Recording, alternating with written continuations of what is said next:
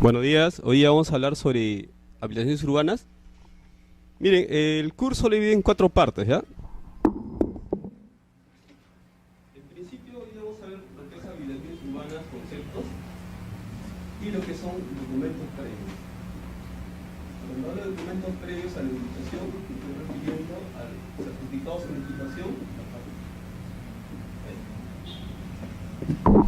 Me estoy refiriendo al certificado de zonificación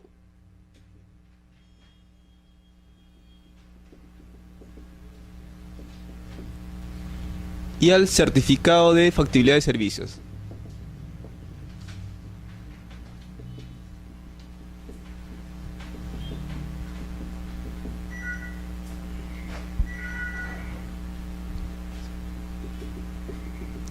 Esto está regulado en el reglamento de inscripción de registro de predios. Digamos que esto lo vamos a llamar clase 1, ¿ya? Clase 1 vamos a hablar sobre la habilitación urbana, ¿no? Y vamos a arribar a lo que son los documentos previos. En cambio, en la clase 2 vamos a hablar sobre las habilitaciones urbanas nuevas. Para eso ustedes van a tener que leer la ley 29090, ¿ya? La ley 29090. La clase 3 va a ser habilitaciones urbanas ejecutadas. Y la clase 4 y última, vamos a hacer las habilitaciones urbanas de oficio. Aquí también vamos a analizar, ¿no? Análisis de casos prácticos. A ustedes se les ha entregado un material en el cual está la ley 29090, también está el reglamento de inscripción de registro de predios y también está el reglamento de acondicionamiento territorial. Ahí van a tener la suficiente base teórica para poder entender un poco.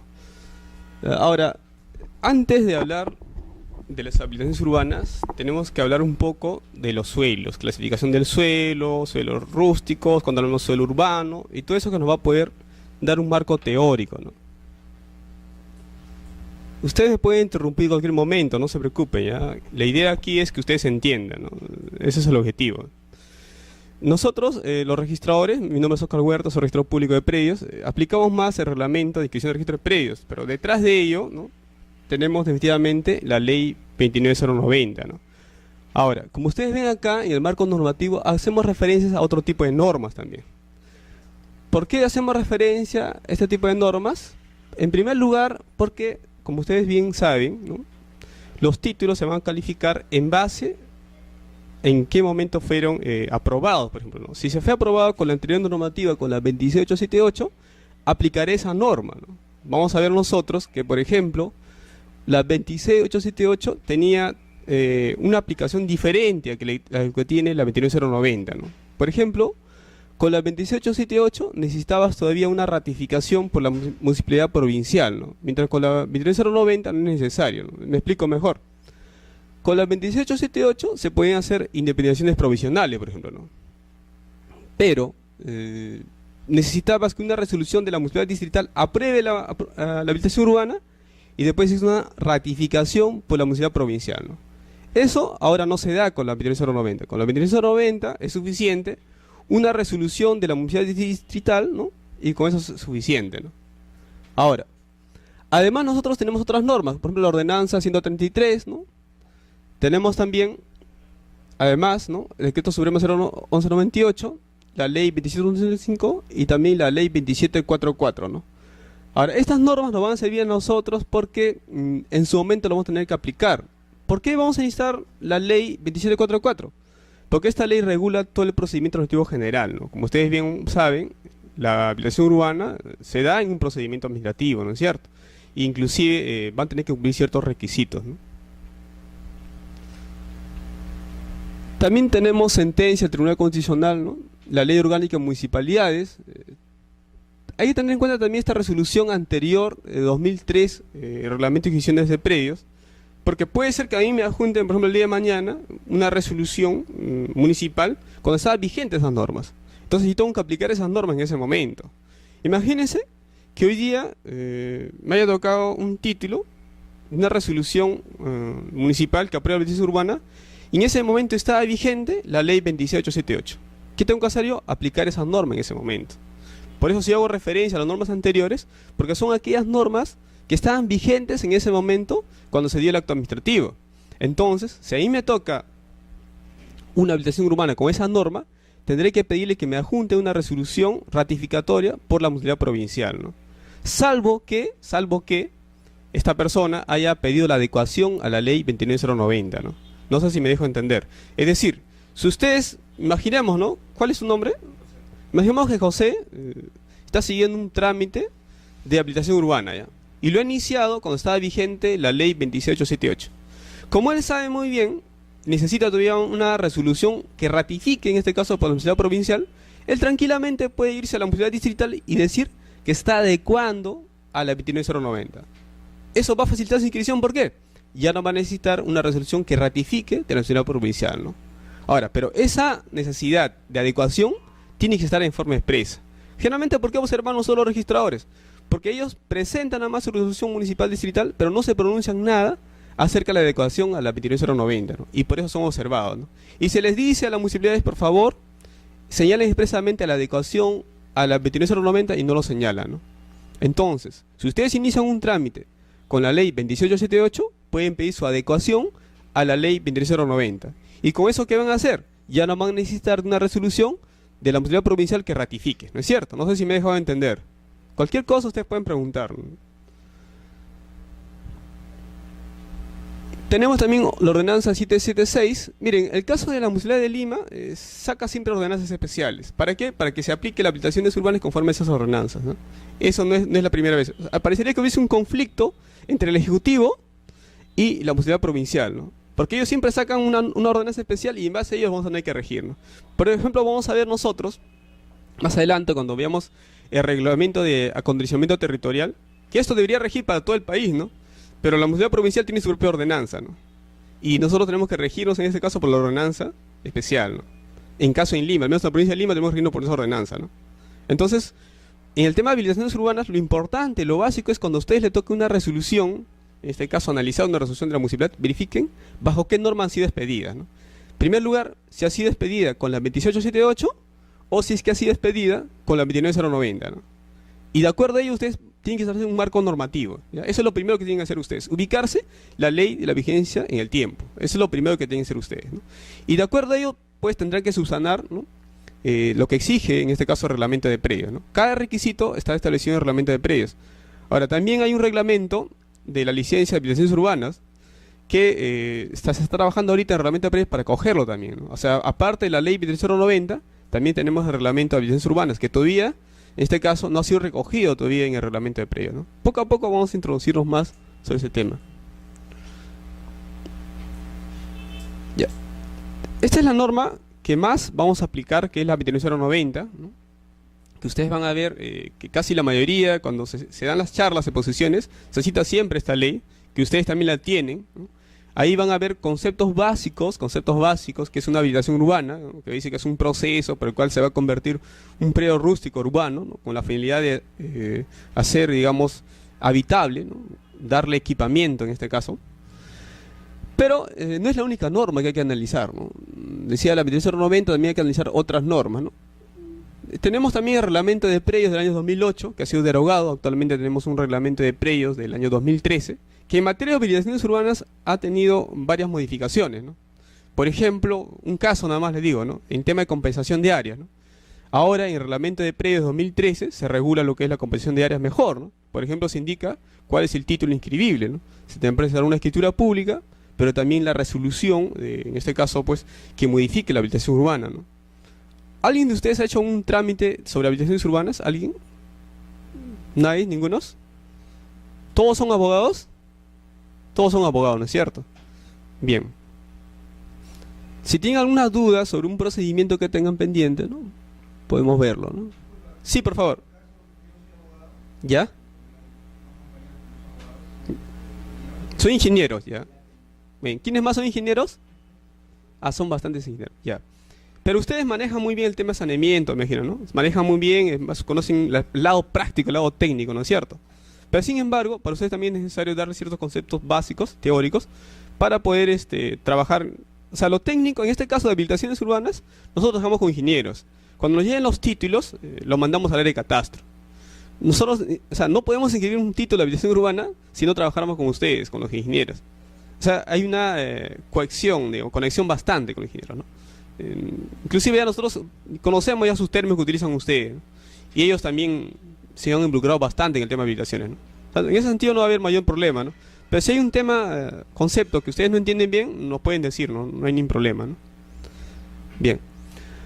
Entonces le decía que hay bastantes normas sobre el tema de habilitaciones. Tenemos la ordenanza, el 1288, ¿no? Tenemos también el reglamento de habilitaciones urbanas y licencia de edificación, el decreto supremo 08-2013 que está vigente, pero sin embargo este reglamento todavía no ha sido recogido en el reglamento de predio, ¿no? Entonces, la crítica que se le hace al reglamento de predio 2013 es porque no ha recogido este reglamento, ¿no?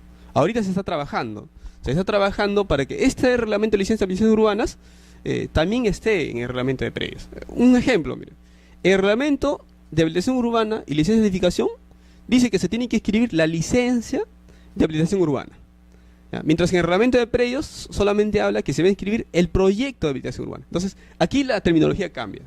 En realidad sí, lo que se escribe es la licencia, ¿no? Cuando uno va en una habilitación urbana, se ve que tiene dos etapas, ¿no es cierto? Una etapa de aprobación, en el cual se hace por medio de la licencia, y una etapa de realización de obras.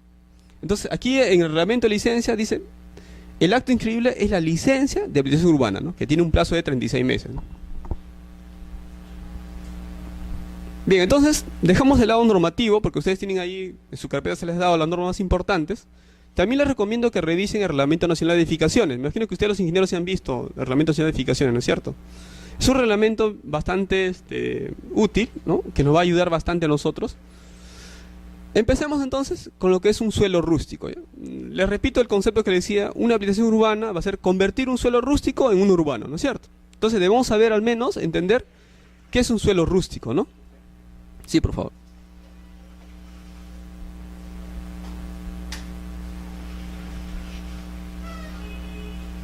Bien, entonces, ¿qué sería un suelo rústico, no? Es aquello que va a servir para una explotación agrícola, para un uso de cultivos, ¿no? Y también nos puede servir para lo que son ganados, ¿no? Es un suelo rústico, esa es su finalidad, ¿no es cierto?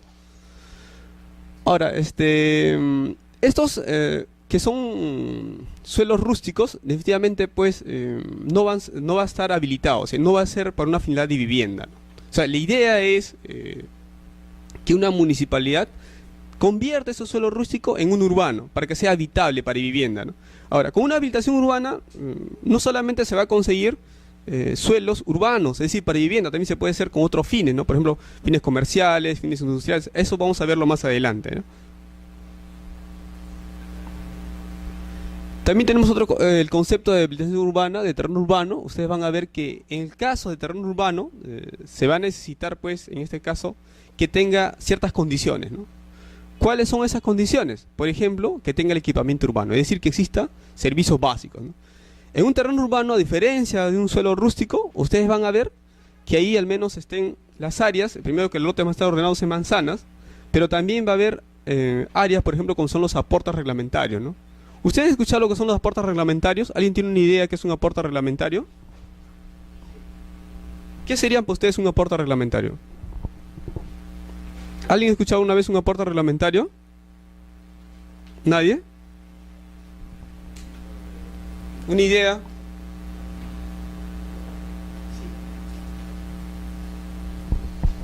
¿Qué sería un aporte reglamentario? Miren, los aportes reglamentarios van a ser áreas que van a ceder, en este caso, los promotores, los propietarios, a favor de diversos entes, ¿no? Por ejemplo, para el Ministerio de Educación, o también puede ser para las municipalidades, ¿no? Para lo que son servicios públicos complementarios, ¿no? Carlos, por si. ¿Sí, un sorrito? Ah, ya, fue. Ya. Entonces, le decía que es importante que nosotros veamos la diferencia entre un terreno urbano y un terreno rústico, ¿no? El terreno urbano, como le decía, va a tener todo un equipamiento, pero además ciertas áreas se van a designar como aportes, ¿no? Ahora, ¿todas las habilitaciones tienen obligatoriedad de aportes? No. Por ejemplo, cuando vamos a ver las habilitaciones urbanas de oficio, ahí no va a ser necesario, ¿no? No va a ser necesario. Vernos por acá, disculpe.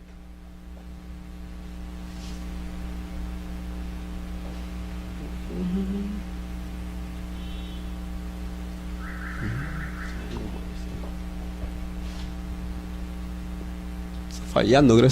Bueno.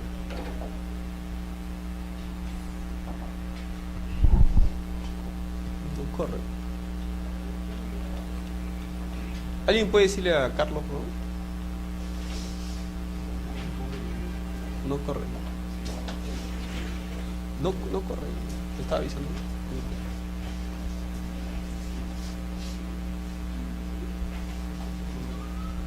Es lo que quería decirte.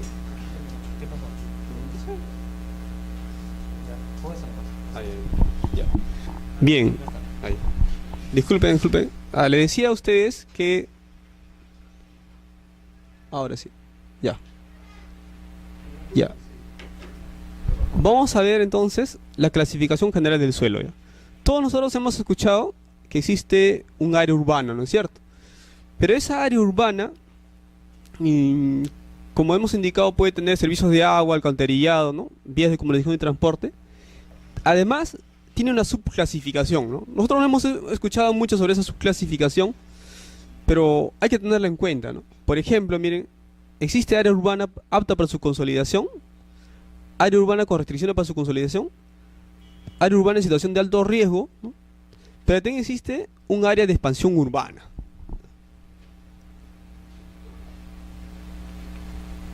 Ahora, ¿será lo mismo un área urbana que un área de expansión urbana? No son lo mismo, ¿no?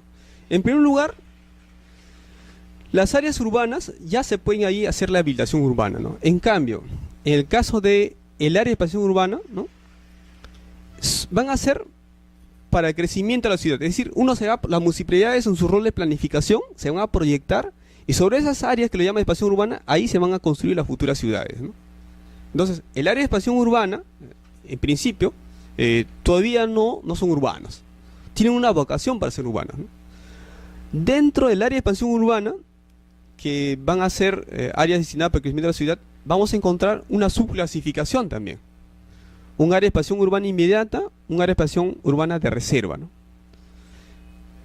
En un área de expansión urbana inmediata, estas áreas pueden ser urbanizadas en el corto plazo, mientras que las áreas de expansión urbana de reserva pueden ser urbanizadas por el mediano y largo plazo. Ahí van a ver una pequeña distinción, ¿no? Por ejemplo, cuando nosotros vemos prescripción adquisitiva de dominio, como ustedes saben muy bien, la calidad de urbano no lo da registros públicos. No se olviden ustedes que registros públicos es un registro declarativo, no es constitutivo. La calidad de urbano lo va a dar la propia municipalidad, ¿no?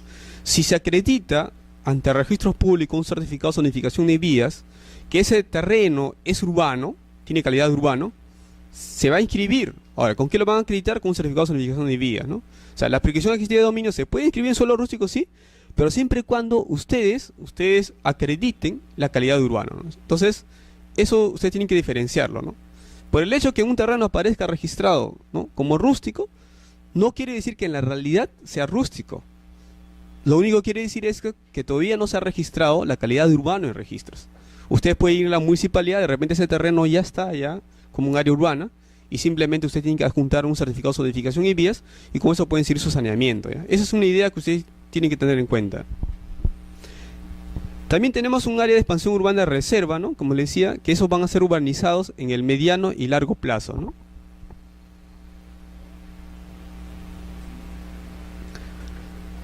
También tenemos el área rural, ¿no? Esta área rural, aquí se van a desarrollar actividades agrícolas, ganaderas y forestales.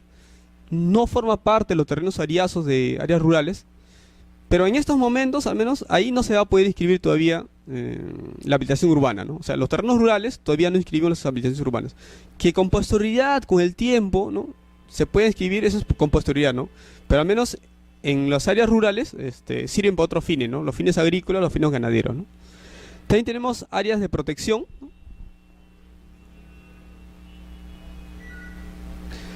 Ahora, la pregunta que debemos hacernos es ¿por qué existe la habilitación urbana, ¿no? ¿Por qué nace la habilitación urbana? La habilitación urbana va a nacer justamente por un tema de planificación, ¿no? El Estado tiene un rol que es ordenar y planificar el uso del suelo. Actualmente el uso del suelo es escaso. Ustedes van a ver que la mayoría de construcciones que se hacen son para arriba, ¿no es cierto? Hay un boom inmobiliario, hay una concentración, ¿no? Entonces, como el Estado sabe que el suelo es escaso, lo que tiene que hacer es ordenarlo, hacer una ordenación territorial. Y en ese sentido tiene un rol de planificación. O sea, en este caso las municipalidades provinciales deben proyectarse de aquí a 20 años cómo van a crecer las ciudades. Si es que las municipalidades no hicieran ese rol de planificación, habría un desorden, ¿no? Todo sería un caos, ¿no? Crecerían pues las ciudades en forma desordenada y eso no está bien. Por eso justamente en esa función de planificación del Estado, ¿no? Por intermedio de las municipalidades, es que van a generar ciertos instrumentos, ¿ya? Ciertos instrumentos, por ejemplo, que es los planes urbanos, ¿no? Esos planes urbanos van a tener dos elementos, un plano de zonificación, un elemento gráfico, ¿no? Y un elemento normativo que es el reglamento de zonificación, ¿no? En ese sentido, si tomamos en cuenta estos planes urbanos, vamos a decir que las habilitaciones urbanas, ¿no? Es un acto por el cual se concretan los planes urbanos, ¿no?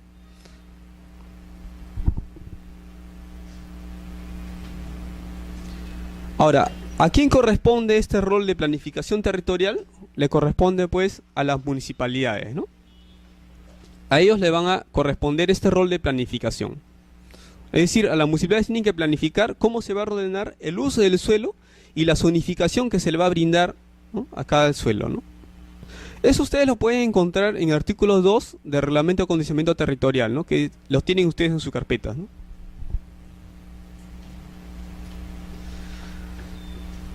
Ahora, estos planes urbanos que va a ser aprobado por las municipalidades son distintos, ¿no? Por ejemplo, tenemos un plan de acondicionamiento territorial que es el PAT, ¿no? Un plan de desarrollo metropolitano, un plan de desarrollo urbano, un plan de urbano distrital y un esquema de ordenamiento urbano, ¿no? Estos instrumentos van a servir justamente para la planificación territorial, ¿no?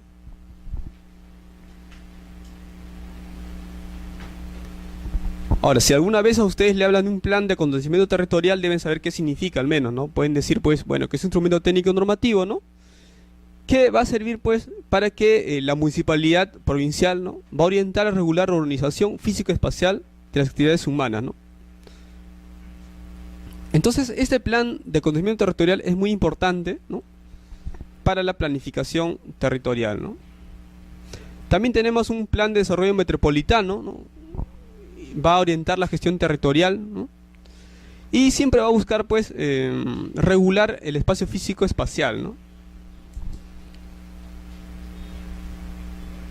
Ahora, ¿para qué sirve este plan de desarrollo metropolitano? Lo que va a buscar es mejorar las condiciones de vida de la población, ¿no? Incrementar las potencialidades sociales o naturales, ¿no? No nos vamos a detener mucho en estos instrumentos técnicos, ¿no? Son más de forma ilustrativa para ustedes, pero lo que sí me importa aquí es el plan de desarrollo urbano, ¿ya? Eso sí me importa bastante. ¿Por qué? Porque este plan de desarrollo urbano que va a ser elaborado por las municipalidades, aquí se va a elaborar el modelo de desarrollo urbano del ámbito de intervención del plan, ¿no? Y también va a estar la clasificación del suelo, es decir, cada municipalidad tiene que elaborar, clasificar el suelo, ¿no? ¿Y esto para qué? Para orientar las intervenciones urbanísticas, ¿no? Justamente ustedes cuando alguna vez vayan a la municipalidad y saquen un certificado de parámetros urbanísticos, van a ver que cada terreno tiene una determinada reglamentación. Por ejemplo, hay algunas municipalidades que no le permite construir más de 3 o 4 pisos. Inclusive vamos a ver más adelante cuando vemos el certificado de zonificación que existen distintos tipos de zonificación. Por ejemplo, existen zonificaciones residenciales, ¿no? Existen aptas para el comercio. Y también hay reglamentaciones especiales, ¿no? Eso va a depender mucho del suelo, ¿no?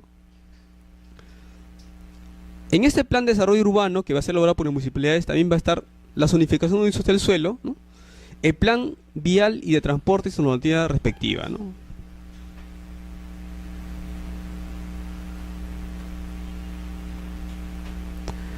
Ahora, ¿cuáles son las entidades responsables de formular y aprobar estos planes de desarrollo urbano? Bueno, son las municipalidades provinciales, ¿no?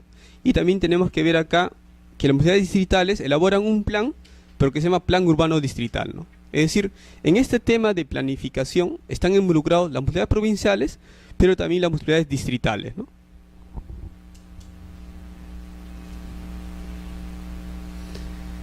Si hablamos del Plan Urbano Distrital, tenemos que tener en cuenta que ellos tienen que considerar la compatibilidad del índice de usos de los suelos con las actividades que se van a realizar, ¿no?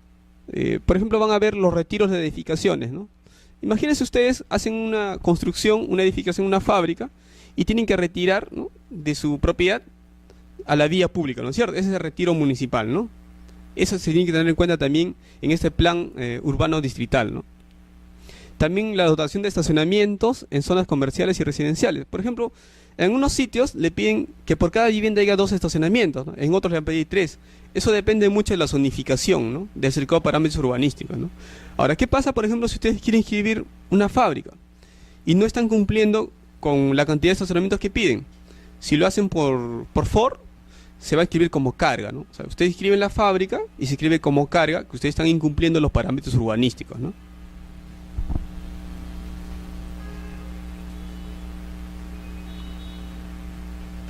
Bien, entonces dejamos de lado los instrumentos técnicos que hemos visto, ¿no?, y retomemos con el tema de habilitación urbana, ¿no?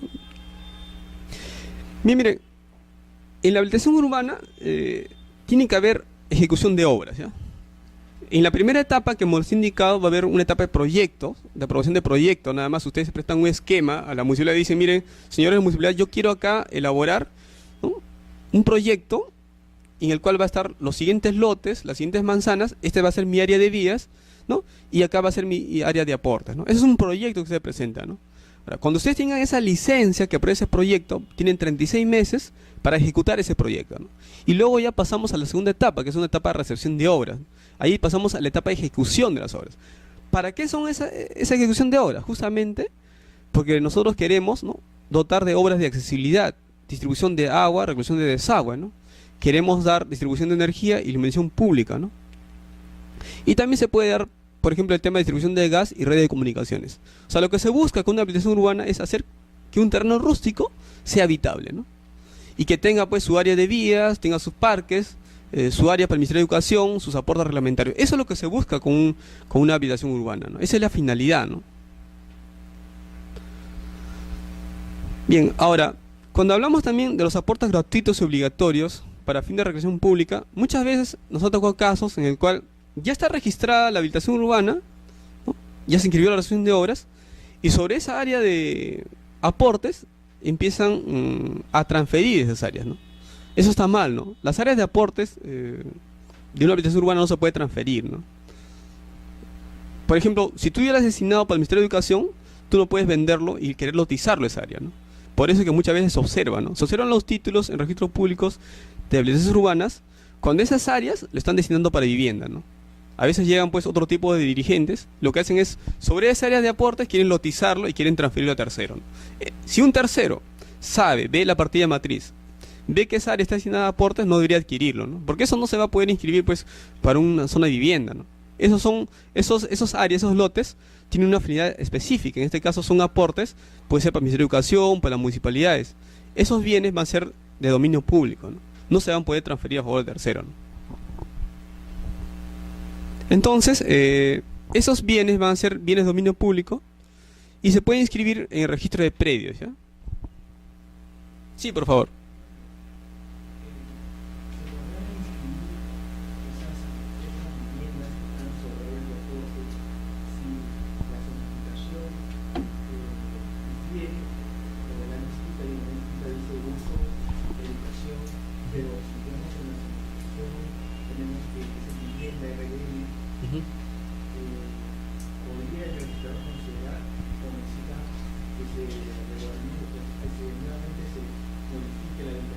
El registro te va a pedir modificación de habilitación urbana. ¿Y sabes qué pasa con la modificación de habilitación urbana? El reglamento de predios no lo ha regulado. El reglamento nacional de edificaciones habla de una reurbanización. Pero la idea es muy difícil que eso cambie. O sea, tendríamos que modificar todo lo integral y desafectar esa área como aporte y hacer que intervengan digamos, las entidades a favor de quien se les ha dado. Es muy difícil, ¿no? Por eso generalmente cuando ocurren esos casos, los títulos se van a la tacha, ¿no? Difícilmente se pueden inscribir ahí, ¿no? Tendríamos que modificar, como te digo, toda la habilitación, esas áreas desafectarlas y de ahí redimir en dinero, ¿no?, lo que tú nos estás dando, ¿no? Y recién de ahí pudieras convertirlo, digamos, esa área como aporte que era antes y convertirlo pues ahora como un lote edificable, por ejemplo, ¿no? Entonces, con un simple certificado de zonificación no es suficiente. El registro te va a pedir que inscribas la modificación de la habilitación urbana, ¿no? Sí. Es que habría inadecuación con la partida registral de habilitación urbana, ¿no? Bien. Ahora, el Reglamento Nacional de Edificaciones, que yo les recomiendo que ustedes lo bajen de internet, ¿no? Es bien extenso, solamente bájense la parte de habilitaciones urbanas, les da ciertas condiciones a una habilitación urbana, ¿no? ¿Cuáles son esas condiciones? Por ejemplo, de seguridad, ¿no? La seguridad es muy importante en una habilitación urbana, ¿no? Por ejemplo, a veces cuando uno va a hacer una habilitación urbana, te piden, por ejemplo, un estudio de suelo, porque ellos quieren saber que ese lugar va a ser sostenible estructuralmente, ¿no? Eso es importante, ¿no? Entonces, la seguridad en una habilitación urbana es muy importante, ¿no? Seguridad en caso de siniestro, seguridad estructural, ¿no? Seguridad de uso, pero también la funcionalidad, ¿no? Es muy importante también la funcionalidad, ¿no? Accesibilidad también, o sea, si tengo un lote, ese lote tiene que tener acceso con la vía pública, ¿no? Si no, no va a no va a poder servirme en una habilitación. Entonces, los requisitos de seguridad y funcionalidad son muy importantes en una habilitación urbana, pero también la habitabilidad, ¿no? La salubridad, higiene, ¿no? Es muy importante, ¿no? La protección térmica y sonora también, ¿no? También tiene que verse el tema de la protección al medio ambiente, ¿no?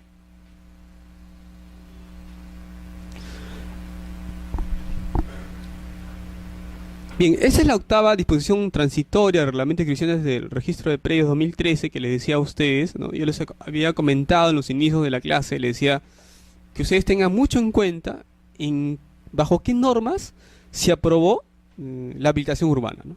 Justamente aquí tenemos la octava disposición transitoria del Reglamento de Predios, ustedes lo tienen ahí también en esa parte que se les ha dado. Ahí nos dice pues que la inscripción de la habilitación urbana y la declaratoria de fábrica se efectuará en mérito de los instrumentos otorgados de conformidad con las normas vigentes a la fecha de su aprobación o declaración. Eso es algo muy importante, ¿no? Eso es algo muy importante. Yo aplicaré las normas vigentes en el momento de la aprobación de la resolución. Podré utilizar la norma anterior, la 26878 o la 29090. Ahora, si inicié mi trámite con la 26878, lo que hago simplemente hago la adecuación a la 29090 si yo quiero. Pero si yo quiero seguir el trámite anterior, pues me voy a la municipalidad provincial y pido que ratifique mi resolución. Puede hacerlo. Ahora, pero tengan mucho cuidado con la 26878. He tenido muchos casos en el cual se han hecho independizaciones provisionales, ¿no? Se han hecho independizaciones provisionales con la aprobación. Esas notaciones provisionales que se hacen son de duración indeterminada, pero no es una recepción de obras, ¿eh? Tengan mucho cuidado, ¿ya? A ver, lo voy a graficar, ¿ya? A ver, miren. Voy a borrar esta parte.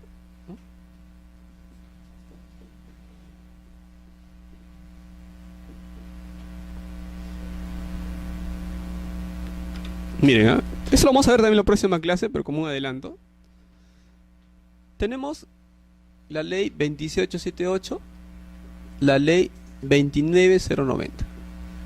Con estas normas solamente hay dos etapas de la habilitación urbana. Aprobación de proyectos y recepción de obras, ¿ya? Antes que salga esta ley, había 3 etapas. ¿Cuáles son esas etapas? Aprobación de proyectos, estudios preliminares y recepción de obra, ¿no? Ahora, casi todas las habilitaciones, al menos que yo he visto, son con esta norma y con esta norma, ¿no? Ahora, pero si me tocase, a mí, mañana, estoy de suerte, me toca con la norma anterior, tendré que revisar todas las normas vigentes en ese momento. Ahora, si me toca con esta norma, ¿ya? Y es a nivel de proyecto, ¿ya? Yo haré independizaciones provisionales. Independizaciones provisionales de duración indeterminada. Eso es algo importante que tienen que tener en cuenta. Muchas veces, cuando he inscrito habilitaciones urbanas con la 26878 y he hecho independizaciones provisionales, el usuario se ha molestado conmigo y me ha dicho, conviérteme en definitivas. Y yo le digo, ¿pero por qué te voy a convertir en definitiva? Porque me dice, no, estoy con la 26878 y por lo tanto quiere convertir en definitivas. Cuando uno va al archivado, yo veo que ahí quedan obras pendientes. Entonces, si quedan obras pendientes, todavía no hay recepción de obras. Entonces, sobre ese tema tengan mucho cuidado, ¿no? Lo ideal sería, en todo caso, si ustedes no quieren hacer independizaciones provisionales, adecúense con la 29090, ¿no? y pidan de frente pues la resolución de obra, ¿no? Eso puede hacerse, ¿no? Por eso le digo, con la 28668 tenemos este caso de indemnizaciones provisionales y acá muchos usuarios no están muy conformes, ¿no? Hay un sitio todavía, bueno, se acabó.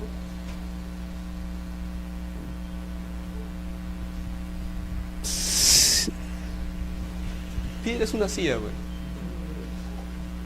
¿Tendrás una silla? Gracias, Carlos. Entonces le decía que tengan mucho cuidado con esta norma, con la 28678 y las habilitaciones urbanas, ¿ya? Porque muchos usuarios confunden, y cualquier tercero, miren, cualquier persona que ve una partida piensa que es una independización definitiva, pero no lo es. Ustedes cuando vean una partida de independización, primera pregunta es, ¿con qué norma ha sido dada? Si es con la 28678, es de duración indeterminada, pero sigue siendo proyecto, no es una independización definitiva. Para que diga independización definitiva tiene que haber recepción de obras. Si ustedes ven una partida y tienen dudas, váyanse a la partida matriz. Y en la partida matriz lean por favor la habilitación urbana. ¿En qué etapa está? Etapa de proyectos, está recepción de obras. Ahora, vamos a ver, por ejemplo, la próxima clase, cuando hablemos de la ley 23090, cuando es a nivel de proyectos, las independizaciones ahí son preventivas y duran mientras dura la licencia. Entonces, quiere decir esto, si pasa los 36 meses, esas preindependizaciones caducan, ya no sirven ya. Por eso les digo, cuando ustedes lean una partida independizada, vean muy bien con qué norma ha sido y váyanse a la matriz. Cualquier duda, váyanse a la matriz y revisen el título archivado de la habilitación urbana y lean muy bien bajo qué norma ha sido. A veces personas son engañadas y simplemente es una preindependización y ellos piensan que es algo definitivo ya. Y cuando se inscribe la recepción de obras, lo cambian todo el esquema. Entonces, esa es la parte que ustedes tienen que revisar, por favor, ¿ya? Más temprano, por la próxima. Bien, entonces, siguiendo con la 28678, ¿no? Era necesario, pues, que la Municipalidad Provincial de Lima, ¿no? revise este proyecto y lo ratifique, ¿no? Eso, con la ley 23090 ya lo tenemos, ya. Si se aprueba una habilitación urbana con la 28090, no tiene por qué revisar la municipalidad provincial. La municipalidad distrital con la 28090 puede aprobar la habilitación urbana, pero también puede aprobar la recepción de obras. Y es autónoma en ese sentido. No necesita para nada recurrir a la municipalidad provincial. Sin embargo, con la ley 28678 sí era necesario, ¿no? Esa es la diferencia básica que ustedes van a ver.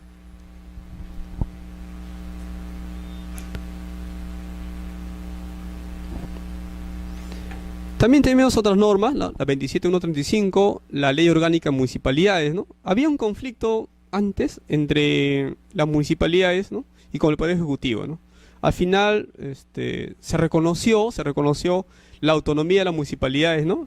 Y entonces ellos son ahorita lo que tienen amplias facultades al respecto, ¿no?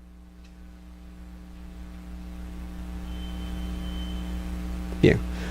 Ahora, vayámonos nosotros a la 29090, que es la norma vigente, que es lo que vamos a estudiar más, ¿no? La 28678 la vamos a tocar así nada más, no nos vamos a entrar mucho en ellos, porque lo que nos importa ahorita es ver las normas vigentes, ¿no? ¿Cuál es la entidad competente para aprobar las HU? ¿no? Las HU son formatos de habilitaciones urbanas, ¿no? que en la próxima clase, cuando veamos habilitaciones urbanas nuevas, se le va a entregar a ustedes unas hojas HU y también algunas resoluciones de la municipalidad que ha aprobado como modelo, ¿no? Y luego vamos a tener que verlo también eso. O sea, la idea es que ustedes aterricen un poco y vean pues al menos cómo se puede llenar unos ojos HU, ¿no? Las hojas HU, ustedes lo primero que tienen que hacer es identificar qué tipo de habilitación es. Habilitación urbana nueva, ¿no? O es de repente es una regularización de habilitación urbana ejecutada, ¿no? Eso lo van a tener que ver. Estos formatos de HU se utilizan ahora con la 28090 y tienen una finalidad de ordenar la información, ¿no? Ahora, además de las HU, las hojas HU de habilitaciones urbanas, tenemos que, con la ley 23090 se indica que todos los procedimientos establecidos están sujetos a silencio advertido positivo, ¿ya? Miren, aquí hay que tener cuidado. ¿Cuándo sale esta norma? ¿Para qué sirve? La ley del procedimiento administrativo positivo busca, pues, sancionar, ¿no? la negligencia de las entidades, ¿no? Imagínate, Ustedes van a la municipalidad, le piden la aprobación de habilitación urbana o una licencia y no les da, no les brinda. Ante ello, ¿qué hace el Estado? Le dice, bueno, yo no voy a perjudicar al usuario que ha pedido esto y se va a entender que hay una aprobación positiva, ¿no? Por eso lo llaman silencio administrativo positivo. Cuando ustedes revisan la ley 2744, van a ver que existen dos clases de silencio, ¿no? Un silencio administrativo negativo y un silencio administrativo positivo, ¿no? El silencio administrativo negativo se utiliza más con tema de apelaciones, ¿no? Es una especie de denegatoria ficta, lo llaman, ¿no? Pero en el caso de silencio administrativo positivo, ¿no?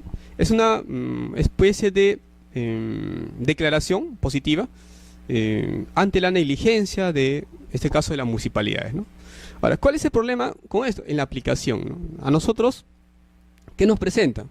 Nos presentan toda la documentación que lo presentaron las municipalidades y además una declaración jurada en el cual el usuario quiere hacerse valer de esta ley 28090 aplicando pues el silencio administrativo positivo, ¿no?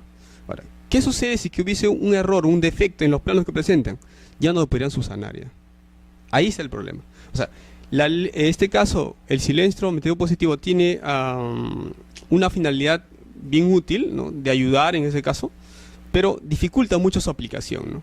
Y la mayoría cantidad de veces, cuando los usuarios han invocado esta norma del silencio administrativo positivo, ha sido cuando tienen defectos. Por ejemplo, a mí me tocaron un día una hoja, un formulario, ¿no? Y abajito se ponía, no se inscribe o no se aprueba la habilitación porque falta tal y tales requisitos, ¿no? Y ante eso tú te das cuenta, pues, que se está utilizando mal el silencio administrativo positivo, ¿no? O sea, lo están utilizando cuando la municipalidad no les aprueba, ¿no? Cuando tiene muchos defectos, ¿no? Y entonces esto puede generar muchos problemas. Inclusive he visto casos en el cual se inscribe la habilitación urbana aplicando el silencio administrativo positivo, pero más adelante, ya cuando hay realización de obras, viene la municipalidad, ¿no? Y la municipalidad dice, mediante resolución tal, se aprobó la aprobación de la habilitación urbana, lo cual es incoherente, ¿no? Porque si tú aprobaste la habilitación urbana por un silencio administrativo positivo, no debe haber una resolución, ¿no? Entonces, así, bastante casos nos presentan con la aplicación del silencio administrativo positivo, ¿no? Es un poco difícil su aplicación, ¿no? Que tiene una vocación, una finalidad bien útil, pero en la práctica es bien difícil utilizarlo. Además, el registrador duda mucho cuando ve la aplicación del silencio administrativo positivo, duda mucho para inscribirlo, ¿no? Y siempre va a buscar hasta lo más minucioso, hasta lo último, en este tipo de documentos, ¿no? Sí. Ahora, ¿quiénes pueden tramitar una habilitación urbana, ¿no? En principio los propietarios, ¿no? Los propietarios son los llamados a tramitar la habilitación urbana, pero no son los únicos, ¿no? Pueden hacerlo también los usufructuarios, los superficiarios, los concesionarios, los titulares de una servidumbre o afectación en uso, o cualquiera que cuente con derechos ciertos para llevar a cabo obras de habilitación urbana sobre un predio, ¿no? Me acuerdo que una vez vino la municipalidad de Surco y decía, ¿no? Bueno, ante nosotros no ha venido el propietario, ¿no? Ha venido un usufructuario, ¿no? Y ellos quieren hacer la habilitación urbana, ¿no? Entonces, pero a nivel registral no me observarán, preguntaban ellos, ¿no? Entonces yo le decía, pero depende, bueno, o sea, si yo tengo acá una autorización, ¿no? Y eso consta, por ejemplo, en un poder consta registrado una autorización, nadie te va a observar, ¿no? Pero si así nada más alguien se aparece, ¿no? Y quiere hacer ese trámite, definitivamente el registrador va a pedir, pues, que sea ratificado por el propietario, ¿no? Entonces, esto es lo que señala la 28090, ¿no? Pero en la aplicación práctica, siempre se le va a pedir que intervenga el propietario, ¿no? De repente no el mismo trámite de habilitación urbana, pero sí ratificando los documentos que han sido presentados, ¿no? Eso lo hace por cuestión de seguridad. Además, no se olviden ustedes que cuando se habla de seguridad jurídica, se habla de dos tipos, ¿no es cierto? Y uno de ellos es la seguridad jurídica estática, en el cual exige el consentimiento del titular registral para todos los actos que están referidos al predio, ¿no? Entonces, siempre el registrador te va a decir, ya, está bien, interviene la persona X, pero tráeme tú la ratificación, la conformidad del propietario, ¿no? Te va a pedir siempre eso.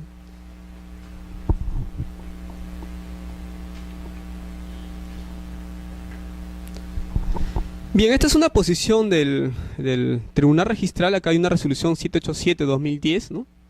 Y eso se refiere más cuando veamos nosotros más adelante las habilitaciones urbanas ejecutadas, ¿no?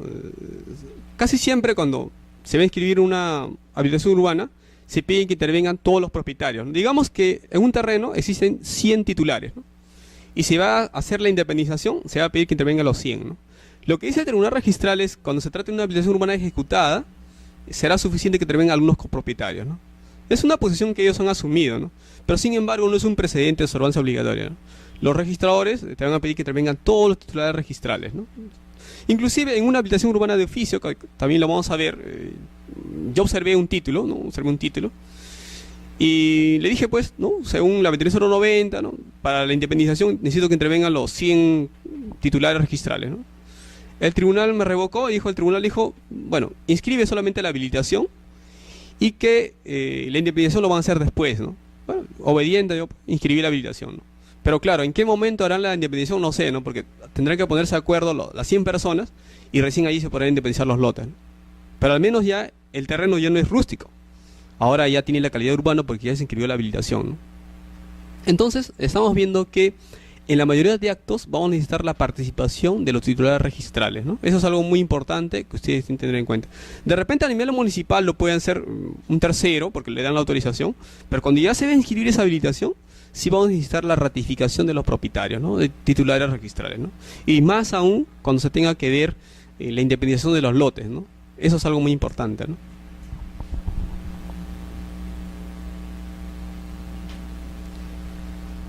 Aquí tenemos los actos inscribibles, ¿no? Que está en el reglamento de predios que ustedes lo tienen. Ustedes van a ver que hay una parte que dice independización o parcelación de predios rústicos, ¿no? Eso tiene que ver con planeamiento integral, que también lo vamos a tener hoy día, ¿no? Los documentos previos, el proyecto de habilitación urbana, la licencia de habilitación urbana, ¿no? Como ya les he indicado, y también la recepción de obras de la habilitación urbana. Esos son los actos que están referidos, vinculados con la habilitación urbana, ¿no? En primer lugar, la independización o parcelación de predios rústicos, que vamos a verlo con el planeamiento integral, como les decía. Ahora, en mi vida hasta ahorita no he inscrito ni un planeamiento integral, ¿eh?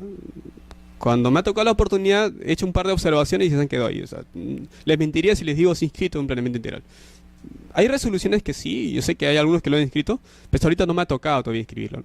Pero sí he inscrito habilitaciones, ¿no? Licencia, recepción de obras, así. Documentos previos todavía tampoco lo he inscrito, ¿no? No me ha tocado inscribirlo, ¿no? Pero yo sé que sí, algunos lo han tocado inscribir. Lo que quiero darles a entender es que en la mayoría de veces lo que se presenta en registros públicos no son los planeamientos integrales, no son los documentos previos. La cantidad de actos que se presentan son dos, ¿no? Los proyectos de habilitación urbana y la recepción de obras de habilitación urbana. Eso es lo que ustedes tienen que tratar de enfocarse más, ¿no? Esos son los actos que se presentan con mayor cantidad. Y cada uno de esos actos tiene su propia problemática, ¿no? Bien, entonces, vámonos nosotros a ver la independización de predios rústicos, ¿no? Aquí el reglamento de predios 2013 nos está exigiendo, ¿no?, que presenten el FUGO, ¿no? Es un formulario de habilitaciones urbanas, su anexo E también, y tiene que haber una resolución de autorización, ¿no? Eso es de la municipalidad, con documentos técnicos sustentatorios, ¿no? Sellados y pisados. Ahora, ¿qué pasaría si es que no se presenta, no se inscribe el planeamiento integral? ¿Eso será un obstáculo? ¿Será un acto previo para inscribir la habilitación urbana? No. Ustedes si quieren inscriben el planeamiento integral, si no, no lo inscriben. No es un acto previo, ¿ya? Ustedes de frente pueden mandarse a inscribir la habilitación urbana. No hay ningún problema. Ahora, si es que ustedes quieren inscribir el planeamiento integral, pueden hacerlo. Pero tienen que presentar en ese caso, ¿no?, el formulario y la resolución de autorización municipal, ¿no?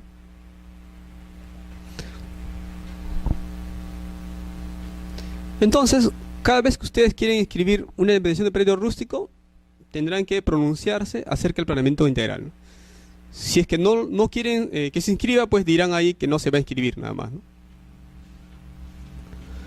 Dice, en la partida independizada, estamos hablando de un predio rústico, ¿no?, se dejará constancia de la falta de la inscripción del planeamiento integral aprobado, salvo que se haya solicitado simultáneamente su inscripción, acompañando la resolución de aprobación correspondiente, ¿no?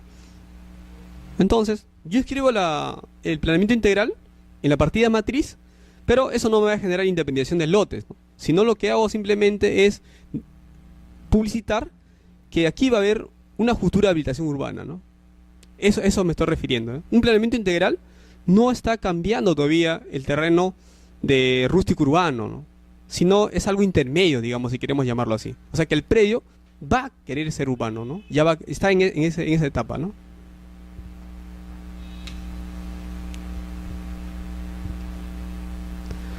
Ahora, si lo enfocamos al planeamiento integral, técnicamente, ¿qué sería? Es un instrumento técnico normativo, ¿no?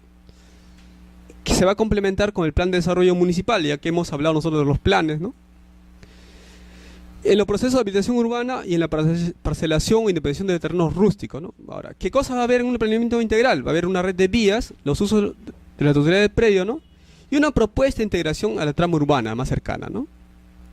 Ahora, ¿quién aprueba los planeamientos integrales? Las municipalidades distritales, ¿no?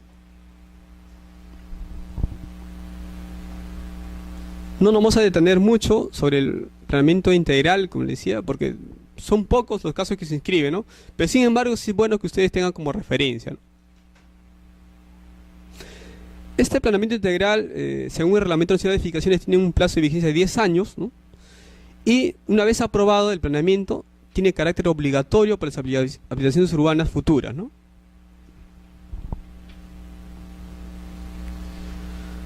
Esta ordenanza es bueno que ustedes la tengan, ¿no? La 1647, no sé si la han adjuntado en el material que se les ha dado. Esto se va a aplicar en Lima, ¿ya? En la provincia de Lima, cuando ustedes quieren inscribir su planeamiento urbano, hacer su indemnización de predios rústicos, aplique esta ordenanza 1647, ¿ya? Eso es algo que ustedes tienen que tener en cuenta.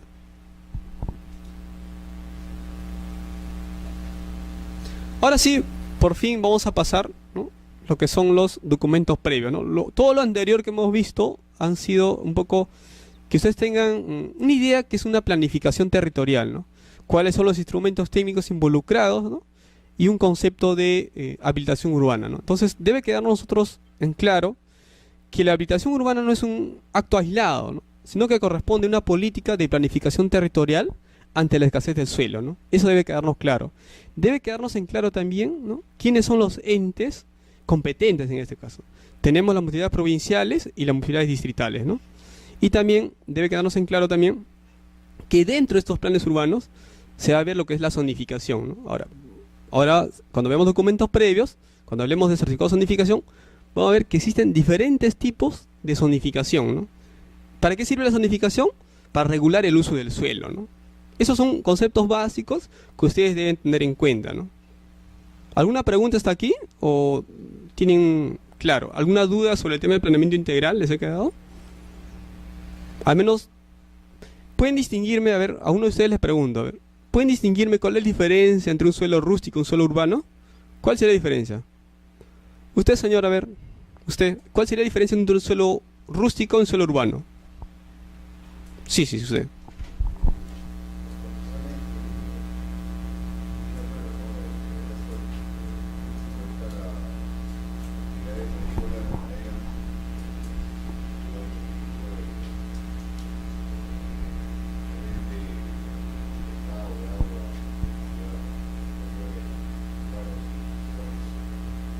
Muy bien, claro, efectivamente, ¿no? En terrenos urbanos van a encontrar pues que existen ya obras para agua, desagüe, alcantarillado, ¿no? Servicios básicos. También no olvides el tema de los aportes, ¿no? En cambio, los suelos rústicos van a ver que tienen una afinidad más, ¿no?, para agropecuaria, ¿no? Agrícola, pecuaria. Muy bien, sí. Esa es la idea que quiero Sí, por favor.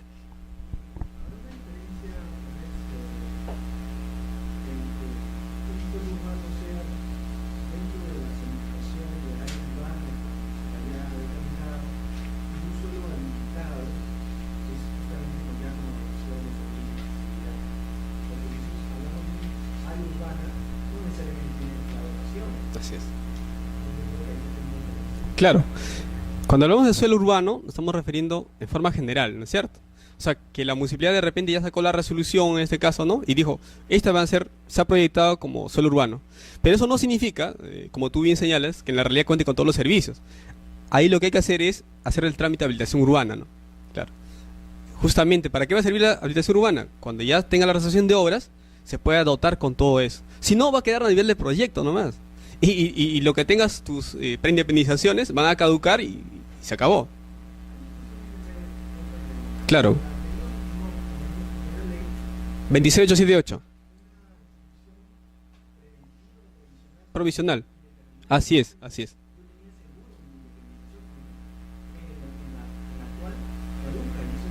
Está. Así es. Efectivamente, mire, esto de acá tiene sus ventajas y desventajas. Con la 26878, como bien señala su compañero, podías tener indemnizaciones provisionales de duración determinada, pero era solo a nivel de proyecto nomás. Entonces, ¿qué pasaba? Muchas asociaciones, ¿no? Muchas empresas se conformaban con eso. Ya no les interesaba ya la recepción de obras. ¿Y qué pasaba? ¿No? Las personas que adquirían pensaban pues que todo estaba saneado, pero realmente no era así. Se quedaban en esa etapa nomás. En cambio, lo que ahora la municipalidad te da un plazo, te dice, oye, tú me ejecutas las obras en este plazo de 36 meses, ¿ah? Si no, esto va a caducar. Salvo que tú solicites una prórroga, ¿no? Tú puedes pedir la prórroga antes que venza la licencia de 36 meses, pides una prórroga por 12 meses. Ahora, después le voy a contar que existe todo un problema con la inscripción de la prórroga. Ahorita hay un título que ha sido apelado, que lo va a resolver el tribunal, todavía no se pronuncia. Me gustaría saber cómo lo hace. Por eso es un caso bien interesante, miren, lo voy a contar a ustedes. No sé por qué los usuarios paran apelando bastante. Está bien, está bien. Eso va a definir criterios. No se olviden ustedes que la función del tribunal registral es generar predictibilidad registral. Bien. Miren, caso bien interesante. Se inscribió el proyecto, ¿ya? La licencia vencía el 10 de marzo, ¿no? Del año 2011, ¿ya? Aquí cumplía sus 36 meses. Así aparece en el registro, así aparece anotado, en la partida aparece que este proyecto, ¿no? Esta licencia, vence el 10 de marzo de 2011, ¿ya? Así aparece. El usuario me adjunta una resolución que fue aprobado el 8 de marzo 2011. O sea, yo digo, ¿no? Lo ideal hubiera sido que él me presente, pues, antes del 10 de marzo. Tengo una resolución del 8, me voy a presentar el 9 de marzo, ¿no es cierto? Pero ¿cuándo me presenta? Él me presenta el 1 de febrero, digamos, ¿no? Así como ejemplo, 2013. Entonces, yo le digo, mira, tu anotación preventiva ya caducó, pues, ¿no? Concepto básico de anotación preventiva, ¿no? Caduca en el pleno derecho. Entonces el usuario no está de acuerdo con eso. Me ha apelado. ¿Cuál es el fundamento del usuario? Es interesante su argumento jurídico. Y se va a la cuestión general. Dice, en primer lugar, registros públicos es un sistema declarativo. Eso primero. Segundo lugar, yo he obtenido mi resolución cuando estaba vigente la licencia. Tú no tienes por qué restringir mi derecho de prórroga, me dice. Ahora, mi razonamiento más así formal, definitivamente tengo que reconocer, mi razonamiento ha sido, tengo una notación preventiva, caducó como un bloqueo, ya murió y ya no puede acceder a tu título. Ahora, vamos a ver ahora qué posición asume el tribunal registral, ¿no?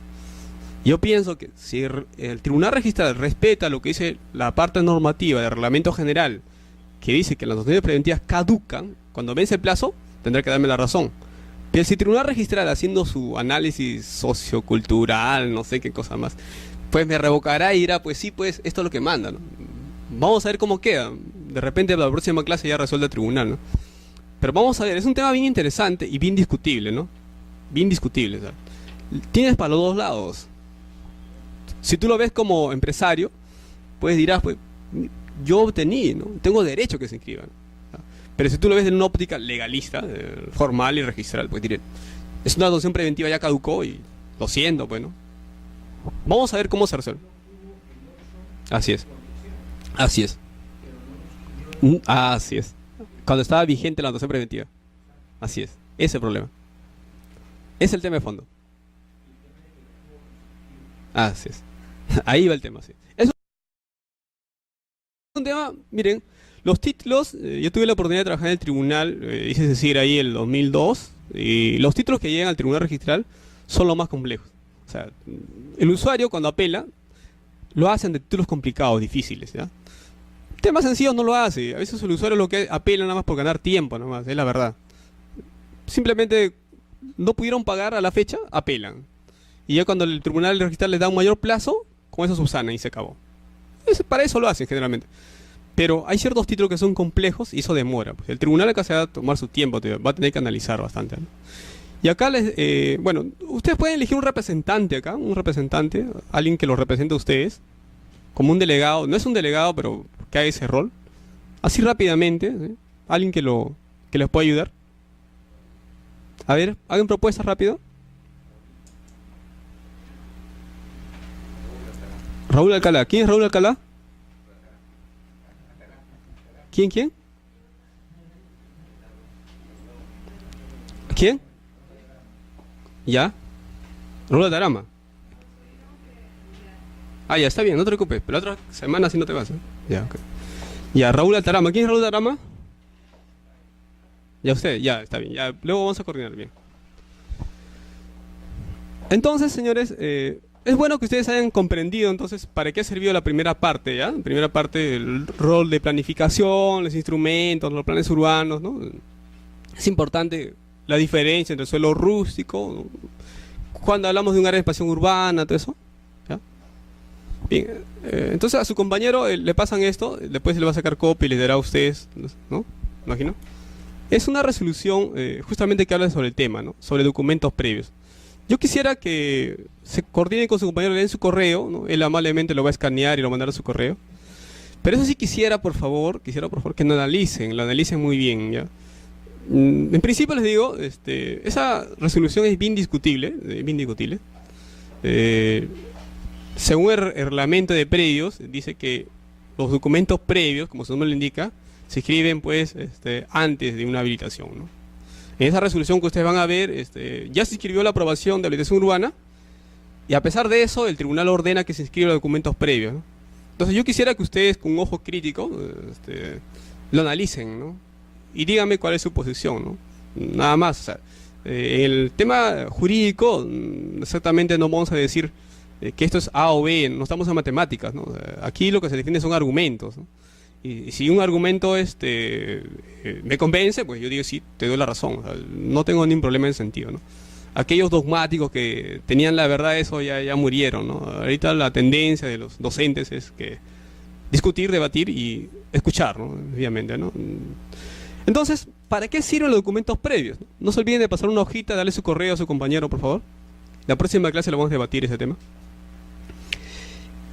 Ya para la clase 2 le vamos a dar más material, digamos, lo he coordinado con Carlos, más resoluciones, ¿no? También modelos de hojas, formatos FU, y también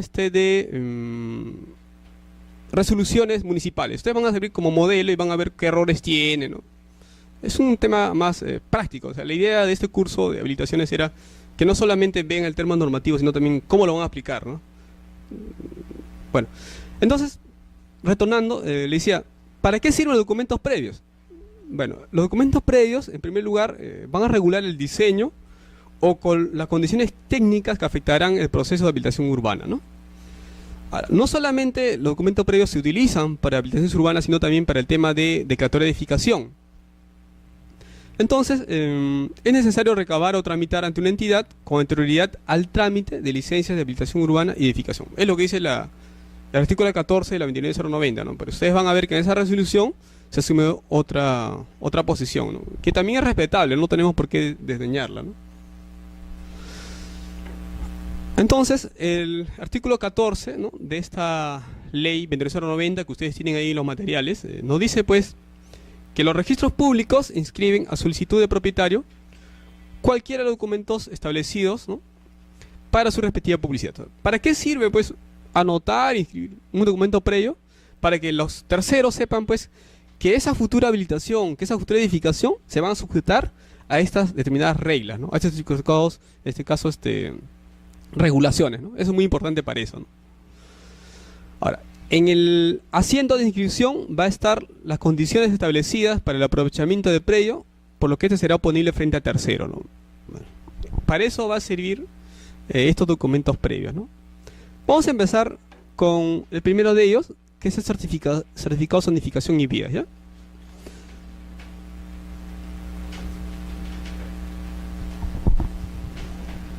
Ahora, este certificado de zonificación y vías, por ejemplo, si de aquí unos 4 años atrás me lo presentaban, yo lo tachaba, ¿ya? Lo tachaba sustantivamente, porque no era un acto inscribible.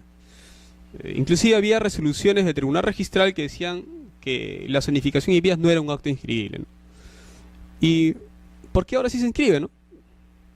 Justamente por la ley 29090, ¿no? La ley 29090 nos dice que se puede inscribir como documentos previos. Entonces le decía, este tema de los documentos previos es actual, ¿no? Recién ahora se está inscribiendo, pero antes no se concebía, ¿no? Pues a ningún registrador se le ocurría pues inscribir un certificado de zonificación y vía, ¿no? O Se tachaba el título, acto no inscribible. Yo he tachado un par de títulos. En cambio ahora ya no puedo hacerlo, ¿no? No, porque pasa que cuando tú tachas un título, cortas más rápido, bueno, el procedimiento registral. Ya, bien. Le decía, sí, sí.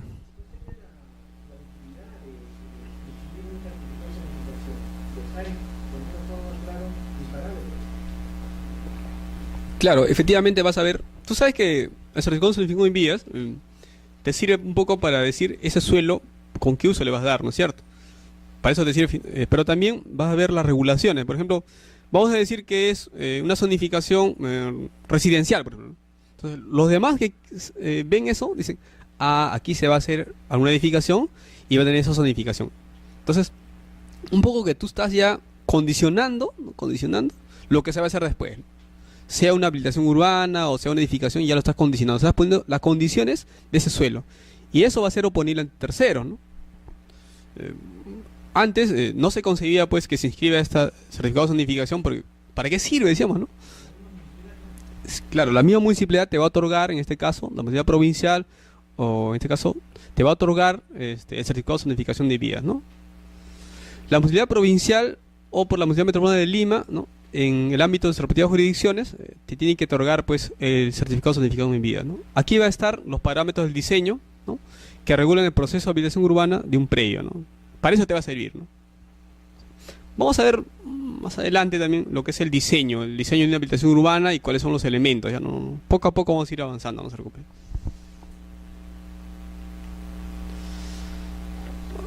Yo les recomiendo que revisen bastante ese reglamento que les he pasado, el reglamento de acondicionamiento territorial y el desarrollo urbano, ¿no? Porque es bien ilustrativo, ¿no? Nos da conceptos, ¿no? Por ejemplo, nos dice ¿qué es un certificado de zonificación? ¿No? Dice, por ejemplo, aquí nos dice, ¿no? ¿Qué es una zonificación? Es un instrumento técnico de gestión, ¿no? Que contiene normas técnicas urbanísticas, ¿no? Pero eso siempre se va a conjugar con los planes, ¿no? Los planes de desarrollo urbano, como hemos visto, los planes de desarrollo metropolitano, ¿no? Y siempre pensando pues en los objetivos de desarrollo sostenible, ¿no?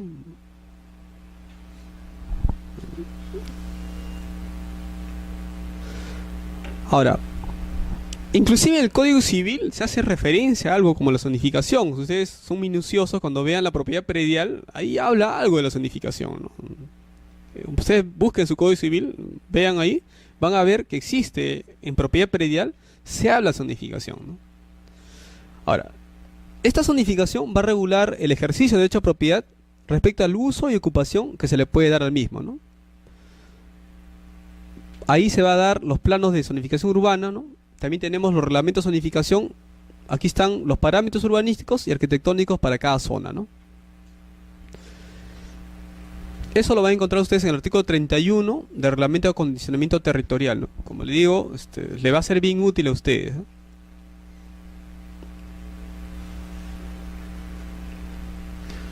Ahora, ¿qué cosa va a contener un certificado de zonificación y vías? Bueno, va a estar una zonificación de acuerdo al Plan Integral de Zonificación aprobado por ordenanza por la Municipalidad Provincial. La afectación en vías, que es muy importante, ¿no? Vamos a ver más adelante que existen diferentes tipos de vías, ¿no? Hay unas vías expresas, vías locales, hay unas vías arteriales, hay unas vías colectoras, ¿no? Todo eso, señores, es muy importante cuando veamos lo que es la habilitación urbana, ¿no? Tenemos que ver lo que es el diseño de vías. ¿Dónde va a encontrar los temas de diseño de vías? En el Reglamento Nacional de Edificaciones. Si ustedes quieren conocer más sobre habilitaciones, no solamente lean su ley 28090, ¿no? Léanse también el Reglamento Nacional de Edificaciones, ¿no? Es algo muy importante. Van a ver también en un certificado de zonificación y vías, ¿no? La afectación en vías que forman parte del plan vial, los usos de los suelos permisibles y compatibles, ¿no? Eso es muy importante. Por ejemplo, en una zona residencial, de repente, tú pones ahí como un kiosco o dedicado al comercio, de repente la municipalidad te lo clausura, ¿no? ¿Y por qué? Dice, ¿no? Yo tengo derecho a ejercer el negocio. No, eso no es permisible, ¿no? Entonces, para eso nos sirve la zonificación, ¿no? Para decir, ese suelo que tú estás ahí, ¿para qué puedes usarlo, ¿no? ¿Con qué es compatible, ¿no? Si no es compatible, pues no lo vas a poder hacer, ¿no? También está otros aspectos técnicos, ¿no? Coeficientes máximos y mínimos de edificación, el área de lote normativo, el cuadro de aportes reglamentarios también nos va a servir, ¿no? calificación de un bien cultural, ¿no? Tiene una vigencia de 36 meses, señores, una vigencia de 36 meses. Ahora, de acuerdo a esta zonificación, podemos hacer una nueva clasificación del uso del suelo. Hemos visto que los suelos pueden ser urbanos, rurales, de expansión urbana, ¿no? Pero también, gracias a esta zonificación, puede haber una nueva clasificación del suelo, ¿ya? Vamos a ver lo más importante, ¿no?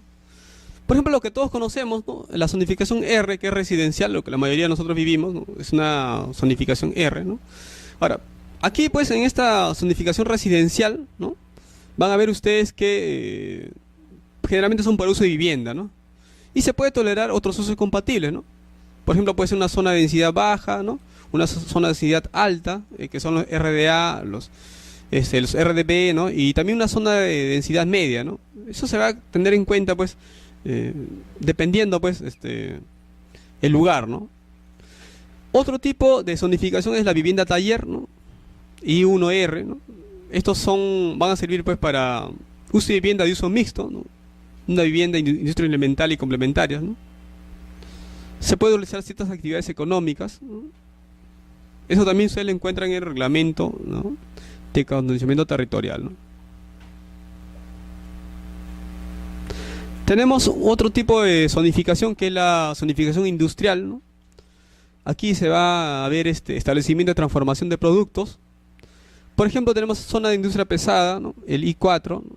Zona de gran industria, el I3, pero también tenemos la zona de industria liviana, ¿no? Que es I2, y zona de industria elemental, I1, ¿no? Una zona comercial, ¿no? Aquí se van a hacer zonas para compra-venta de productos y servicios, ¿no? Puede haber zona de comercio especializado, el CE, zona de comercio metropolitano, zona de comercio zonal, ¿no? Zona de comercio vecinal también, ¿no?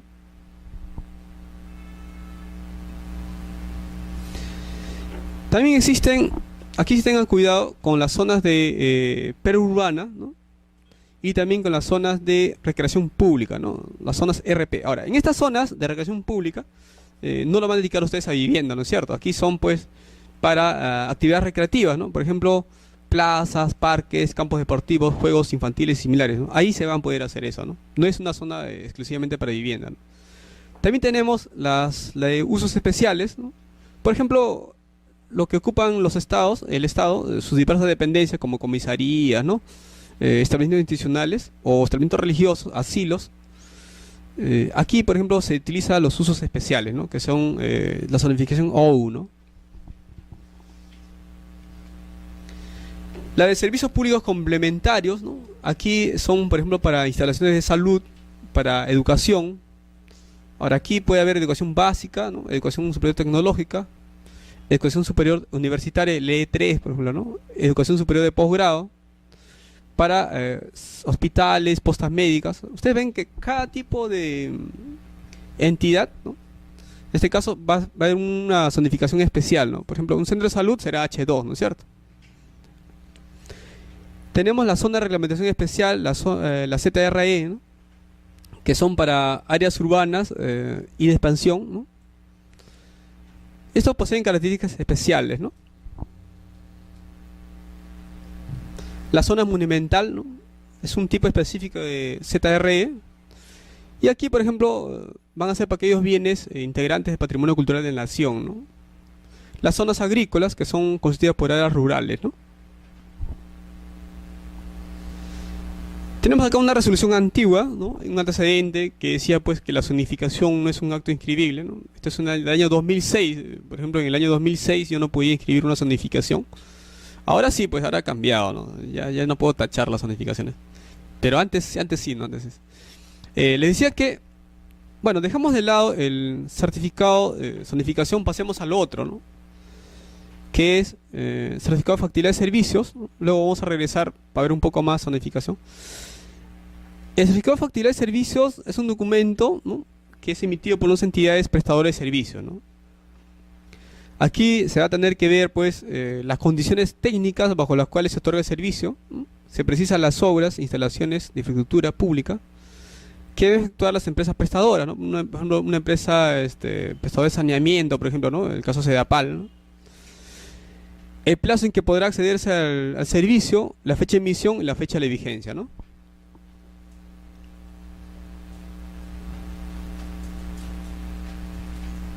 Ahora, no se olviden ustedes, cuando hablamos de documentos previos, lo que se va a hacer simplemente es una anotación preventiva, ¿no? Si hablamos de anotación preventiva, quiere decir que tiene un plazo, ¿no? Ahora, si es que yo no anoto un certificado de zonificación, no hay ningún problema. O sea, eso no es un acto previo para inscribir la habilitación urbana, ¿no? O sea, en otras palabras, no es obligatorio anotar estos documentos previos, ¿no? Si ustedes quieren, lo hacen o no. Tienen más una finalidad publicitaria, ¿no? Que va a dar publicidad acerca, pues, del diseño que se le va a dar sobre los usos del suelo que se va a dar, ¿no? Entonces, no es un acto previo, ¿eh? Para inscribir una habilitación urbana, ¿no? Ahora, ¿cuál va a ser el contenido de este asiento de anotación preventiva, ¿no? Eso está en el artículo 33 del reglamento de predios. Tienen que estar los datos, por ejemplo, qué tipo de zonificación en este caso, ¿no? Esta anotación preventiva va a caducar el pleno derecho cuando vence el plazo, ¿no?, del certificado. Por ejemplo, si es una anotación preventiva del certificado de factibilidad de servicios, ¿no?, tiene que decirse ahí si el predio cuenta o no con factibilidad de servicios.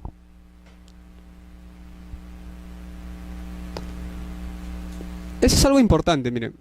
En el reglamento de, por ejemplo, edificaciones, ¿no?, acá nos dice que ninguna modificación al plan de desarrollo urbano podrá contemplar el cambio de la zonificación. O sea, su compañero preguntó en un momento, ¿no?, ¿para qué sirve, pues, anotar un certificado de zonificación? Es que con eso está limitando ya al plan de desarrollo urbano, ¿no? Porque dice, ninguna modificación al plan de desarrollo urbano podrá contemplar el cambio de zonificación de los predios urbanos hacia una menor zonificación, ¿no?, ni disminución del nivel de uso al que modifican los parámetros normativos establecidos en el reglamento vigente. O sea, es una forma de proteger un poco el uso del suelo, ¿no? Así es. Bien, eso es un poco la parte teórica, ¿no?, que estábamos viendo. Salvo que ustedes tengan algunas preguntas al respecto, ¿no? ¿Les ha quedado un poco claro sobre el tema de habilitaciones urbanas, ¿no? El concepto, diferencia lo que son los suelos rústicos, suelos urbanos, ¿no? Y bueno, en este momento quería hacer la parte práctica con esa resolución que su compañero, ¿no?, se le ha pasado, ¿no? Y un poco quería ver ese punto, ¿no? ¿Le parece si empezamos a analizar la resolución? Que ustedes lo van a atender, por supuesto, ¿no? Definitivamente. Ya para la clase 2, les ha juntado más resoluciones, ¿no? Y vamos a ver también los modelos de formularios, ¿no?, y también los modelos de resoluciones que les ha juntado, ¿no? Bien. Entonces, ¿no hay más preguntas sobre esta parte primera o ustedes quieren ver algo más? Sí, por favor.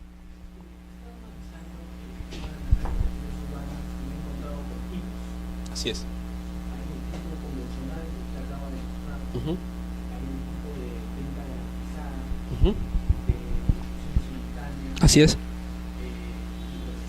Así es. En estos casos, la recepción de obras difiere a un plazo mayor, es decir, se posterga y no van a leído hasta 10 años. Ya. Esos parámetros urbanísticos, como también el tema de las anotaciones interrumpidas, ¿se mantendrán en cualquier periodo? ¿O cómo es el tratamiento? Ya. Lo que sucede es que nosotros no debemos olvidar que la planificación, ¿no?, territorial le corresponde al Estado, ¿no? Y lo hacen en este caso por ordenanza, ¿no? Y viene, pues, los planes urbanos desde la municipalidad provincial, ¿no? Y tiene una vocación de duración, 10 años, como tú bien has señalado, ¿no? Ahora, es cierto, existen diferentes tipos de habilitaciones urbanas. En el caso que tú has mencionado, las dos más importantes, ¿no?, lo que es compra-venta garantizada y de construcción simultánea, eso está pensado por una habilitación urbana nueva, ¿no? Bueno, adelantando un poco la clase que vamos a ver, ¿no?, la otra semana, les diré que las habilitaciones urbanas nuevas son aquellas aprobadas con la ley 23090, ¿no?, y que puede generar preindependizaciones, ¿no? Ahora, para preindependizar los lotes, tiene que tener condiciones, ¿no? Una de las condiciones es lo que señala su compañero. En la aprobación del proyecto, ¿no?, tiene que tener la autorización de compra-venta garantizada, ¿no?, y o de construcción simultánea, ¿no? En ese caso, de una habilitación urbana nueva, sí se puede preindependizar. O sea, la regla general, señores, desde ahí ya les preciso algo, que nosotros vamos a inscribir las independizaciones con la recepción de obras. O sea, yo inscribo, ¿no?, la recepción de obra y genero independización definitiva. Esa es la regla general, es lo que nosotros quisiéramos, ¿no?, lo que todas las personas quisieran, ¿no? Sin embargo, eso es algo ideal, ¿no? Sin embargo, lo que se hace en la práctica es inscribir los proyectos de habilitación urbana, ¿no? Y cuando inscriben esos proyectos de habilitación urbana, lo que hacen es pedir autorizaciones a la municipalidad de compra-venta garantizada y de construcción simultánea. Ahora, la pregunta que hay que hacernos es por qué lo hacen. Generalmente lo hacen por un tema de financiamiento, ¿no? Porque va a costar, ¿no? Ustedes van a ver que en la recepción de obras es un requisito que esté la valoración de obras, cuesta. Ejecutar las obras cuesta. Entonces, muchas empresas inmobiliarias lo que hacen es se financian con la venta de lotes antes que tengan la recepción de obras, solamente a nivel de proyecto. Pero para eso necesitan la autorización de la municipalidad, como es la compra-venta garantizada y o construcción simultánea, ¿no? Ahora, hay un dato más. Muchas veces cuando se hacen las preindependizaciones, ¿no?, se hacen bajo un proyecto, a veces hay modificaciones. Me explico mejor. Imagínense, a ver, un caso práctico.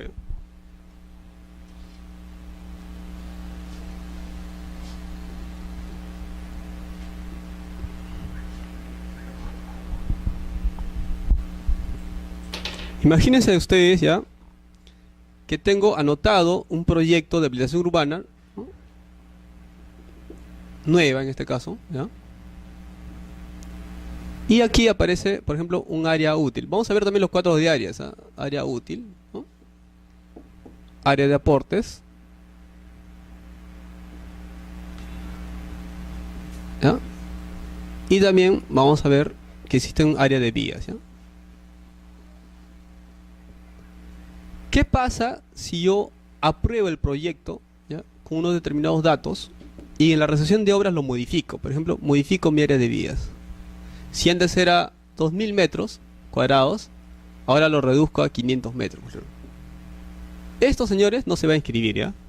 ¿Qué va a pasar? Como yo tenía un proyecto y he modificado sustancialmente el proyecto en la recepción de obras, estoy afectando al área de vías. Entonces, lo que dice la ley 29.090 aquí es que se tiene que reiniciar nuevamente el procedimiento. Por eso hay que tener mucho cuidado cuando nosotros vamos a adquirir lotes, ¿ya?, solamente con el proyecto, que esto puede ser modificado. Puede ser modificado, ¿no? Y si, como ocurre acá, están disminuyendo el área de vías, es una modificación sustancial del proyecto. En ese caso, lo que va a hacer el registrador, ¿no?, va a comparar su cuadro de área, porque él lo va a hacer. Además, como le decía a usted, nosotros no damos un paso si no contamos con el área de catastro, y nos va a decir, el área de catastro va a decir, mira, aquí están generando nuevos lotes, pero esos nuevos lotes están generando justamente el área de vías, no va a decir. Y lo vamos a observar el título. Y vamos a pedir que se haga una, es como si una modificación sustancial, se reinicie el proyecto. Es decir, como si esto no valdría para nada, ¿no? La preindependización es, si están vigentes, ¿no?, vamos a pedir que intervengan todos los titulares registrales, ¿no? Si ya caducaron, chao. Ahí viene el problema. Ahí viene el problema. O sea, yo generalmente sugiero, ¿no?, que deberían inscribirse la recepción de obras con las independizaciones definitivas, ¿ya? Si se va a hacer con el proyecto y las preindependizaciones, que tienen un plazo de 36 meses con la licencia, que no se modifique, ¿no?, que respeten mucho su cuadro de áreas, ¿no? Si tú en su momento, tu proyecto, dijiste que era tanto, pues respétalo, pues. En tu recepción de obras también manténlo así. Porque si tú, por generar nuevos lotes, modificas esto, vas a perjudicar en este caso a los que han adquirido en ese momento. Porque alguien que antes, por ejemplo, ¿qué pasa con una recepción de obras con esta forma? Se reducen lotes o se generan nuevos lotes en perjuicio de otros lotes, ¿no? Se reducen las áreas inclusive, ¿no? Y genera toda una complicación, porque una vez me acuerdo, bueno, eso fue anteriormente, miren, yo tenía, eso lo hicieron así, miren. Se hicieron, eso lo hizo Cofopri, bueno, Cofopri. Algunos de ustedes trabajan, disculpen si les... Ya, les explico qué pasó aquí, miren. Inscribieron el PTL para total utilización y se inscribió más o menos 400 lotes, ¿ya? ¿Ya? Y quedó un área, ¿ya? ¿Ya? Sí, área de circulación. Pero también había un área tipo aportes, ¿ya? Bueno, un área, digamos que es esto nomás. Sobre esta área, los dirigentes fueron a la municipalidad y consiguieron que se generen nuevos lotes. ¿Ya? No sé cómo, pero convencieron a la municipalidad que sobre esta área, que era esta de aporte de circulación, que se generaron unos 40, 50 lotes, me parece que fueron, ¿ya? Me presentaron la resolución, pues, de la municipalidad y me dijeron que yo lo inscriba. Y en ese tiempo ya era novato, recién estaba viendo las habilitaciones urbanas. Entonces, lo que hice hábilmente, ¿no? Le dije, no, como acá están modificando varios lotes, ¿no? Y además están modificándome esto, intervengan pues los 400 titulares, ¿no? Porque ahí al día siguiente me vinieron pues unos 30 dirigentes, vinieron a hacerme el problema, porque dijeron, ¿cómo es posible que yo iba a generar una nueva habilitación en perjuicio de ellos, ¿no? Porque sus lotes iban a ser reducidos y estaba cogiendo pues esta área justamente, ¿no? Bueno, en este caso no se inscribió el título, ¿no? Porque yo pedí que intervengan las 400 personas y nunca iban a intervenir, pues. Nunca, pues.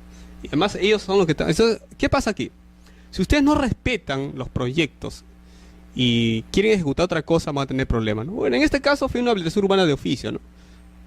Adelantándole un poco, en una habilitación urbana de oficio, tiene excepciones, ¿ya?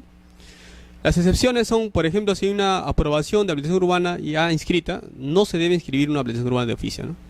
Pero ¿qué sucede con las municipalidades? No es por criticar, pero muchas municipalidades no respetan la ley 28090. Ellos ven un área ahí, hacen su habilitación de frente. Y tú le explicas que sobre esa área no procede, pero igual, ¿no? Entonces, la idea es que se les asesore a las municipalidades y se les indique, ¿no?, cuáles son sus límites, ¿no? Que respeten, ¿no? Si es una habilitación urbana ejecutada, se debe cumplir con ciertos requisitos, ¿no? Si es una habilitación urbana nueva, también, ¿no? Un poco diseñándolos a ellos, ¿no?, cuáles son los regímenes que existen, ¿no? Bueno, yo salí de ese problema porque definitivamente nunca conseguí pues que intervengan los 400 y no se inscribió el título, se fue a la tacha, ¿no?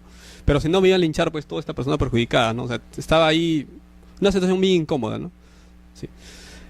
Entonces le decía, tengan mucho cuidado con el tema de los proyectos, ¿no? Y si van a independizar los lotes, tienen que ustedes tener las autorizaciones de compra-venta garantizada y de construcción simultánea, ¿no? Y siempre verifiquen muy bien el tema de los plazos. Entonces, ¿hay una otra pregunta más al respecto? Es sobre un área que ha sido consolidada, y que después de todo, en ese entonces, cuando se inició el procedimiento de licitación urbana, no se concretó, o sea, no culminó, ¿no? Entonces se quedó inconclusa y ahora la realidad, pues, evidentemente que es saneador, lo que busca es, pues, de una y otra forma subsanar esa situación y que no se quede, pues, en forma suspensiva toda la vida, ¿no? Bueno. Sí, tu argumento es bueno, ¿eh? Es muy bueno tu argumento. Lo que sucede es que hay municipalidades que han abusado de las habilitaciones urbanas de oficio, ¿no?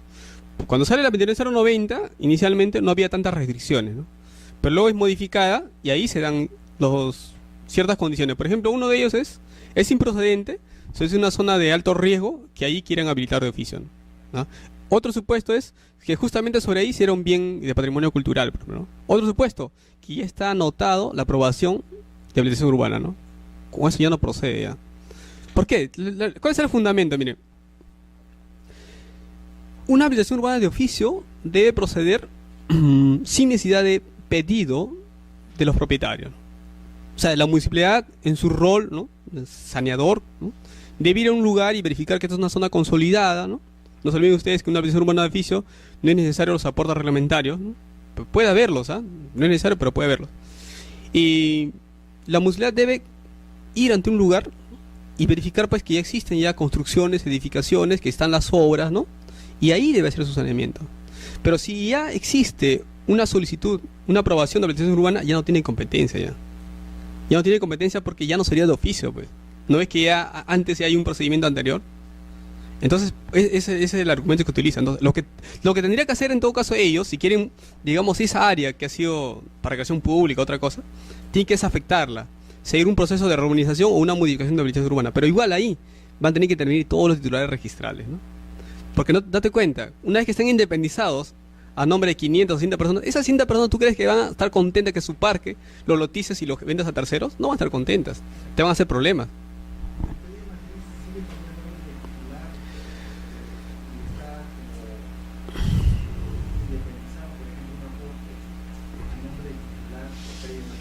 Sí, pero en la partida registral, ¿no? Del aporte, consta para qué va a ser.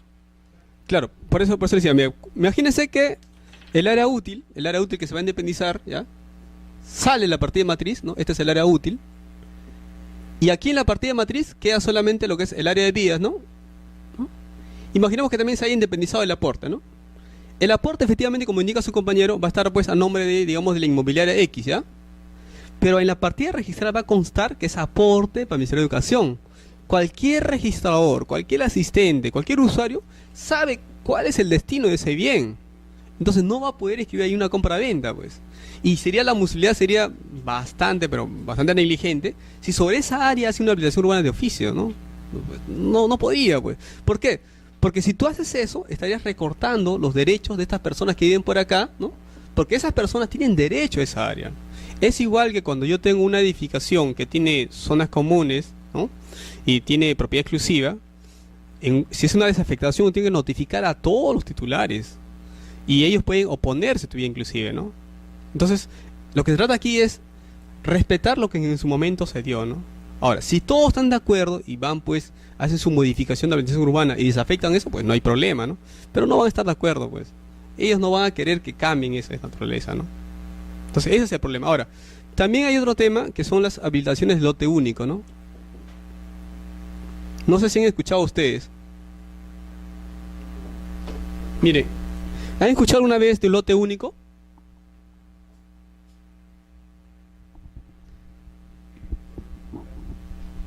Ya. Miren, algunas veces lo que se busca es generar una gran cantidad de lotes, ¿ya? Pero eso no es, digamos, lo que siempre sucede, ¿no? Algunas veces las inmobiliarias trabajan con lotes únicos, ¿ya? Hay un caso bien particular que quisiera que ustedes también escucharan sus propuestas. Miren, me tocó así.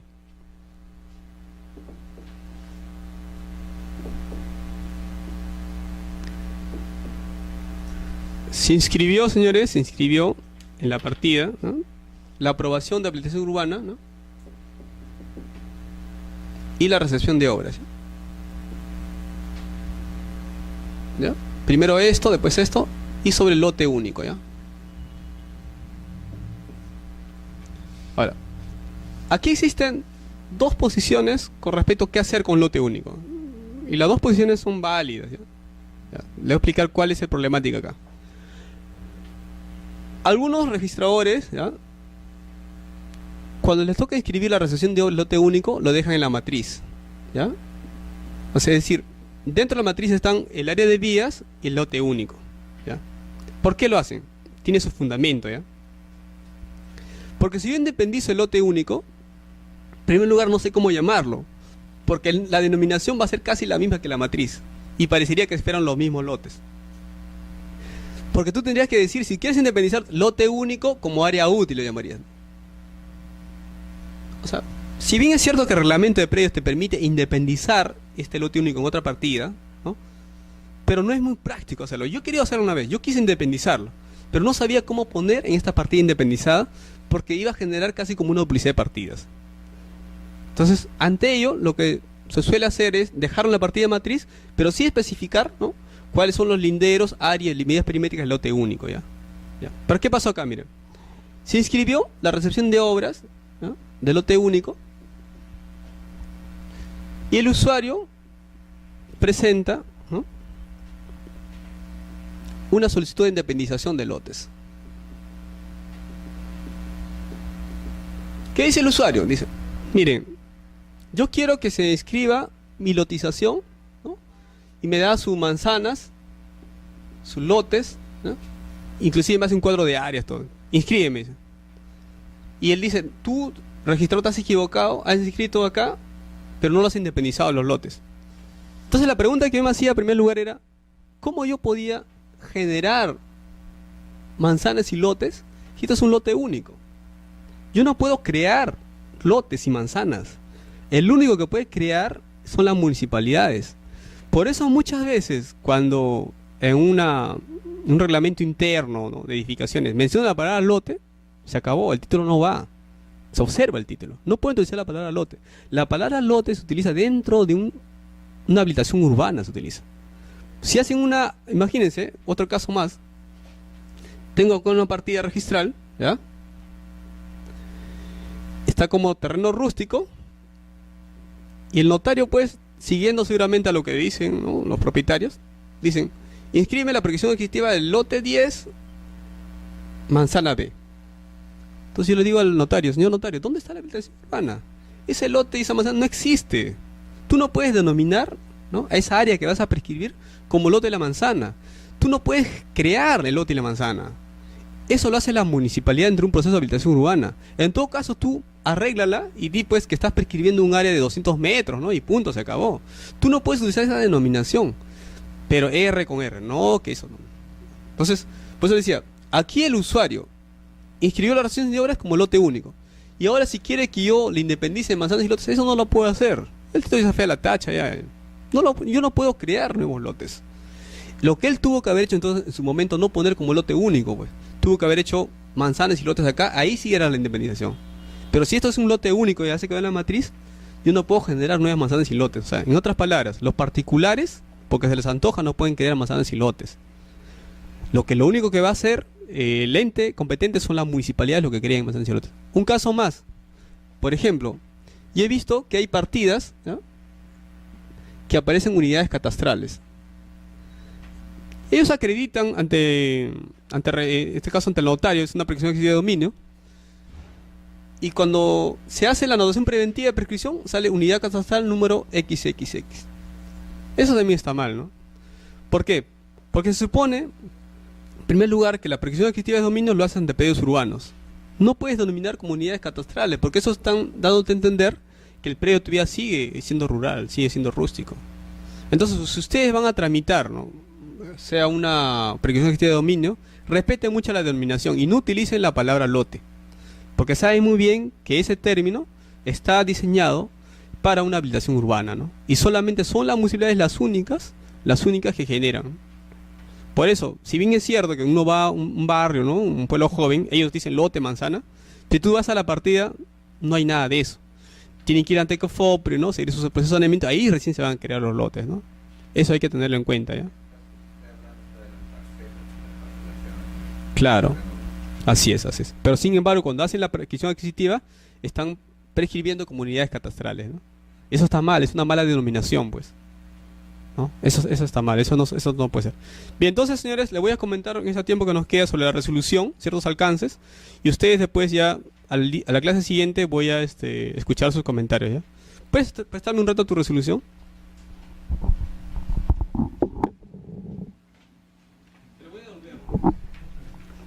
Confianza. Bien, miren, ¿eh?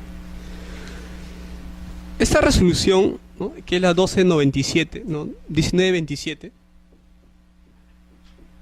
Busqué más sobre documentos previos, pero fue la única que encontré, ¿ya? ¿No? Parece que todavía no han ido mucho a apelación. En verdad son pocos actos que se están viendo sobre documentos previos, ¿no? Tenemos la resolución 1927, 2011. Este es de 14 de octubre de 2011, ¿no? Ya. ¿Cuál es el tema de debate, digamos, ¿no? Acá vamos a ver. El registrador tachó el título. En primer lugar, hay que ver que esta es una tacha sustantiva, ¿ya? Ustedes cuando lo lean en su casita, ¿no?, pregunta: ¿la tacha sustantiva pone fin al procedimiento registral, sí o no? Respuestas: ¿sí o no? ¿Todos dicen que sí? ¿Alguien dice que no? ¿Tú, Pati?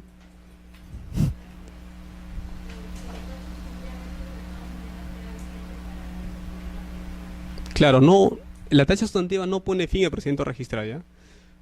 ¿Cuáles son lo que ponen fin al procedimiento registral? La tacha procesal por vencimiento de plazo, la inscripción registral también pone, el desistimiento total también pone. Pero la tacha sustantiva no pone fin al procedimiento registral, porque se puede interponer un recurso de apelación y luego puede ir inclusive al Poder Judicial contra el proceso administrativo, ¿ya? Entonces el registrador lo tacha, ¿por qué? Lo tacha por lo siguiente, ¿ya? El usuario inscribió una aprobación de habilitación urbana, ¿ya? ¿Y qué habrá pasado? Pues se habrá olvidado de publicitar el tema de zonificación y dice, después que ese inscrito pide la inscripción, ¿no?, como documento previo del certificado de zonificación.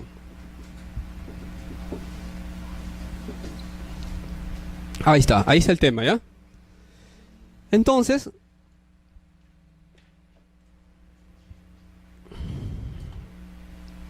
viene aquí el planteamiento de la cuestión, dice, ¿no? Dice lo siguiente: si en el marco de un procedimiento de inscripción de habilitación urbana procede la anotación preventiva de los documentos previos, cuando ya obra inscrita la anotación preventiva de habilitación urbana, ¿no? ¿Cuál es el argumento del registrador? El registrador dice, según el reglamento de predios, ¿no?, yo te inscribo como documentos previos siempre y cuando todavía no esté inscrita la aprobación de habilitación urbana, ¿no? Ese es su argumento de peso, digamos, y por eso lo tacha, ¿no? Y el tribunal se pregunta, ¿no? Dice, ¿se puede hacer? O sea, estas dos, el hecho que esté aprobada, inscrita la aprobación de habilitación urbana como anotación preventiva, ¿no?, ¿es un impedimento para que se inscriba el documento previo de certificado de zonificación? Es decir, ¿entre estas inscripciones existe compatibilidad? Ese es el tema, ¿no? Y ahí es donde están los dos argumentos, como le decía, ¿no? Para el registrador dice que no, ¿no? El registrador, inclusive el registrador dice, el hecho que se haya inscrito la aprobación ya extinguió, ya, o sea, tu documento previo ya no debe acceder a registro, dice, ¿no? Y el tribunal razona, ¿no?, y dice pues que estas dos inscripciones, ¿no?, son compatibles, ¿no? Entonces el trabajo que le pido a ustedes es examinar ambas posturas, ¿no? Y bueno, para la clase de lunes pues me digan qué opinan al respecto, ¿no? O sea, examinen bien los dos argumentos, encuentren la base legal, ¿no? Si es posible, si encuentran otra jurisprudencia, bueno, bien, ¿no? Y más va en ese sentido, ¿no? O sea, puede haber un grupo que defienda una posición, en este caso, ¿no?, de registrador, y un grupo que pueda defender pues la posición del tribunal, ¿no? Eso puede hacerse de esa forma, ¿no? Y entonces, eso le puede servir, ¿por qué? Porque de repente alguna vez ustedes que inscriben la aprobación y después quieren inscribir la certificado de zonificación, pueden hacerlo también, ¿no?, agarrándose pues de esos argumentos que tenga esta resolución, ¿no? Eso es un poco, está enfocado más de ese punto de vista, ¿no? Y ya pues, ustedes ya un poco les he adelantado cuál es mi posición al respecto, ¿no? Yo me baso más en un tema de reglamento de predios, ¿no? Reglamento de predios, cuando habla de documentos previos y conforme la ley 28090 se dice pues que se debe inscribir antes, ¿no? Se debe inscribir antes, ¿no? Pero lo que sí no me queda muy en claro, o sea, es ese tema de la compatibilidad, ¿no? Esa es mi única duda, ¿no? Entonces ahí es donde ustedes tienen que darle más vueltas al asunto, ¿no? El tribunal dice que no existe una norma que impida que, a pesar que está inscrita la aprobación, puede inscribirse el documento previo, ¿no? Ese es su argumento del tribunal. Al no haber una norma que prohíba, ¿no?, puede ingresar este documento previo a pesar que está aprobada la habilitación urbana, ¿no? Ese argumento, digamos, definitivo, ¿no? Ahora, si habría que analizar acá el tema de la tipicidad, ¿no? Como ustedes saben muy bien, ¿no?, no todos los actos jurídicos tienen relevancia registral, ¿no? Es decir, no todos los actos se inscriben, ¿no? En el caso de predios, pues están señalados en el 2019 del Código Civil, ¿no? Y son solamente algunos actos inscribibles, ¿no? Por ejemplo, el comodato no se inscribe, ¿no es cierto? No es un acto inscribible, ¿no? Entonces ahí se sigue la regla, ¿no?, que ha cogido nuestro sistema, pues, del número clausus de derechos reales, ¿no es cierto? Entonces habría que ver pues si el tribunal con este razonamiento no estaría violando, ¿no?, o contraviniendo lo que es la tipicidad de los actos inscribibles, ¿no? Habría que analizarlo, ¿no? Entonces ustedes aquí tienen bastante cosas para que lo lean, puedan verlo, ¿no? Bien, entonces se lo devuelvo esto al señor delegado o su representante, ¿no?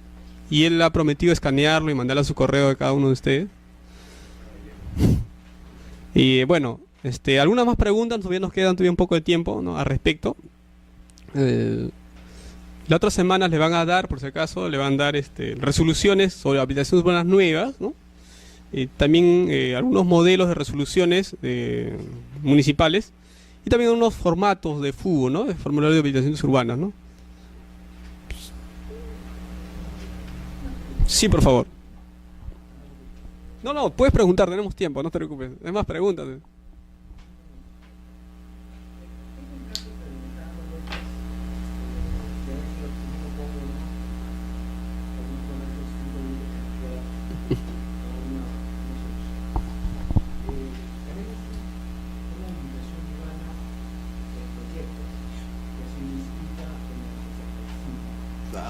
Ya. con las normas del 41, del 56, donde también establecían las tres etapas.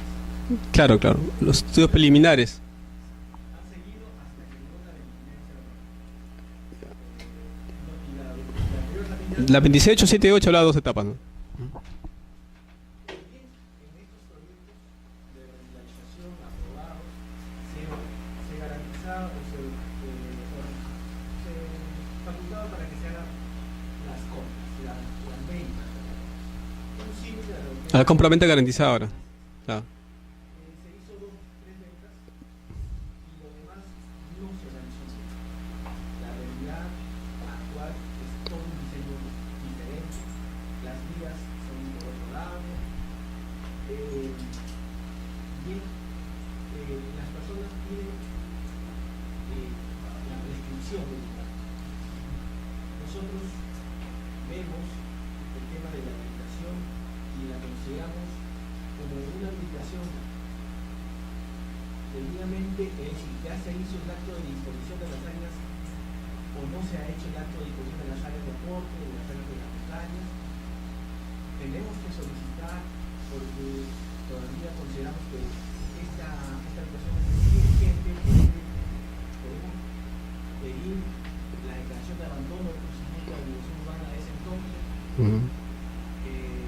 ¿Cómo sería el criterio si el registrador tiene como título archivado de ese predio la habilitación y el ente formalizador pide la prescripción de todo? Claro, claro. Es un tema bien interesante, ¿no? Mira, ahí considero, ¿no?, que en primer lugar tienen varias opciones, pero una de ellas que se puede hacer es adecuarse el procedimiento a la dirección 90, pueden hacerlo, pueden adecuarse, ¿no? Puedes adecuarlo, sencillamente la norma te lo puede permitir, no hay ningún problema. O sea, tú te adecuas y con ahí puedes continuar la etapa, o sea, una resolución de obra puedes hacerlo, ¿no? O sea, es una opción, digamos, ¿no? Pero claro, ahí habría que, de repente, si no se han respetado los aportes, redimir en dinero, ¿no? Redimimos en dinero. Y tú me dices que hay 3 compraventas, por lo menos, ¿no? Habría que hacerlos participar a ellos con documento privado con firma certificada notablemente, ¿no? Esa es una opción, una alternativa, ¿no? Una alternativa a tramitarla así. Pero la otra opción que he visto una resolución de tribunal registral es tomarlo como una regularización de habilitación urbana ejecutada, ¿no? Lo pueden tomar también de esa forma, ¿no? Entonces, puedes tomar ese mecanismo también. Ahora, con el tema de la prescripción que tiene dominio sobre toda esa área, pasa que como ya personas viendo, tienes que tener la autorización, tramitarlas por eso. Lo veo, como es un área muy grande, lo veo un poco más difícil, ¿no? Mejor es trabajarla como una adecuación de la habilitación urbana, de 090, o si no, como una regularización de habilitación urbana ejecutada, ¿no? Que en ese caso sí hay jurisprudencia, ¿no? O sea, tú iniciaste un procedimiento, en este caso, ¿no?, sea en la etapa de estudios preliminares, ¿no? De ahí vas a la municipalidad, ¿no? En este caso vas a la municipalidad y te sacan una resolución de una regulación de habilitación urbana ejecutada, ¿no? Y si hay aportes que no se han efectuado, pues se redime dinero, ¿no? Y creo que por ahí no habría ningún tema de inconveniente. Por ese lado lo puedes sacar, creo, ¿ah?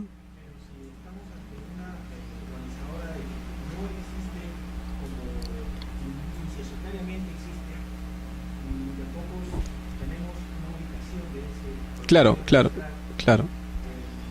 Tenemos un nuevo diseño, tal como está proyectada la habilitación, no ha quedado ni una columnilla, ha quedado así. Así es. Entonces, todo el diseño es totalmente... Así es, justamente por eso, en una regularización de habilitación urbana ejecutada sí lo puedes hacer, sí lo puedes habilitar. Pero inclusive hay resoluciones de tribunal registral que han contemplado ese caso que se ha extinguido, pues, la persona jurídica, y le ha permitido a estas personas, los posesionarios, intervenir, ¿no? Pero ese caso se va a inscribir con una resolución del tribunal. No creo que un registrador así nomás se le ocurra inscribirte así nomás. Pero sí hay resolución del tribunal, ¿no? En el caso de regularización de habilitaciones ejecutadas, sí lo ha permitido, ha sido más flexible. La interpretación ha sido más flexible. Tanto es así, tan flexible habrá sido, que inclusive algunos han dicho que no hay etapas, ¿no? O sea, hay una posición de algunas personas, de algunos registradores y también de algunos vocales del tribunal, que dicen que en una regularización de habilitación ejecutada ya se entiende que hay recepción de obra, ¿no? Ahora, esa posición no se encuentra contemplada en el reglamento de inscripciones. El reglamento de inscripciones sí habla de 2 etapas. Hay una etapa de proyecto y una etapa de recepción de obras, ¿no? Sí, sí, como le decía, hay resoluciones de tribunal que sí han permitido, ¿no? Acreditándose en este caso la extinción de esa persona jurídica, ahí lo han permitido. Ahora, si es que no buscando a jurídicas, ¿no? Claro. Claro, que se ha permitido hacerle trámite ante ellos, ¿no? Ahora, desgraciadamente como hay un tema ahí de habilitación urbana, ya no puedes hacer una habilitación urbana de oficio, no te lo vas a poder hacer. Ahora, si es que quisieras hacerlo, en este caso, una prescripción existente de dominio, tendrías que trabajar con un notario y que cada persona vaya, ¿no? Ante el notario y que verifique muy bien el tema de lo anterior, ¿no? Porque ahí vas a ver un tema de inadecuación. Porque si lo anterior decía que ese lote tenía tales áreas, lo vamos a mandar a catastro y catastro va a decir que no coincide. Entonces ahí va a ser observado. O sea, previamente el registrador te va a decir, oye, ¿sabes qué? Sígueme un procedimiento de saneamiento, lidero medidas perimétricas. Y un poco se va a complicar más la figura, ¿no?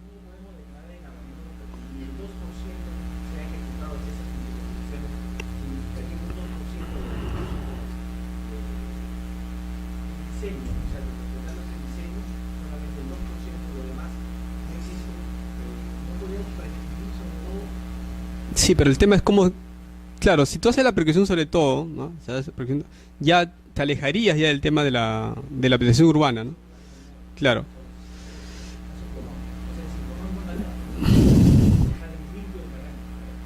Pero tiene que tramitarlo todos los posesionarios en ese caso.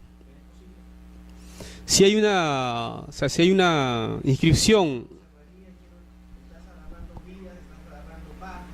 por eso te digo, pues, ahí va a haber un pequeño obstáculo, ¿no? Lo que en todo caso, si tú no quieres seguir el procedimiento de habilitación urbana, ¿no? Tendrías que pedir la cancelación esa habilitación que en ese momento se inscribió, ¿no? Ahora, para eso tendría que contar con una resolución municipal. O sea, necesariamente, para darle de baja esa habilitación, vas a necesitar a la municipalidad. Si no, va a ser muy difícil. Porque igual, ese título siempre va a subir a catastro. Y ahí van a decir, no coincide con la habilitación inscrita en su momento, ¿no? Ese es el problema. O sea, la otra opción es, como te dije, ¿no? Lo que hace Surco, mira, tú no eres de Surco, ¿no es cierto? Ya, mira, ¿qué hace Surco? Mira, Surco lo que está haciendo es coordinando con un notario y a la vez está haciendo su nuevo diseño, en este caso, de la habilitación urbana, ¿no? O sea, lo que va a hacer Surco es, esas áreas lo va a prescribir a nombre de esos poseedores, pero no lo va a llamar como lotes, ¿no? Área tal, área tal. Y después, una vez que esté saneado toda la titularidad, encima ya viene la habilitación urbana, conforme ellos lo han diseñado. Es lo que va a hacer Surco. Pero el problema está que en el caso de Surco no había inscrita esa aprobación. Ese es el problema. En el caso de ustedes se complica por eso. Entonces hay que darle de baja, hay que cancelarlo. ¿Quién lo puede hacer? La municipalidad. Tendrán que utilizar la figura del abandono, como tú dices, ¿no? O otra figura administrativa.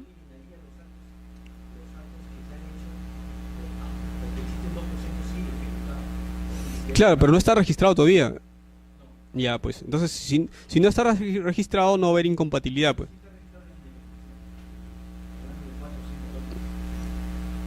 Pero la prescripción ejecutiva sobre esos lotes. Ah, ya. Sí, no creo que haya mayor problema. O sea, pues ya pueden seguir, como decía, ¿no? De cancelar esa aprobación, ¿no? Por abandono o otra medida, ¿no? Con una resolución municipal. Y luego de eso hacer la prescripción de cada lote, en la realidad tal como existe, con planos visados entre la municipalidad. Y después de eso, pones ya la habilitación conforme ustedes lo están pensando, ¿no? Porque igual siempre vas a necesitar una habilitación para que ordene todo eso, ¿no? Si no, lo único que vas a tener son lotes así dispersos, no va a haber un diseño urbano. Eso tampoco es bueno, ¿no? Sí.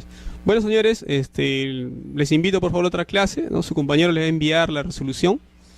Y ya, por favor, léanse la 29090, ¿no? Sobre las habilitaciones urbanas nuevas, ¿no? Y también su reglamento de inscripciones que ustedes lo tienen, ¿ya? Por favor. Muchas gracias, señores. Nos estamos viendo, por favor.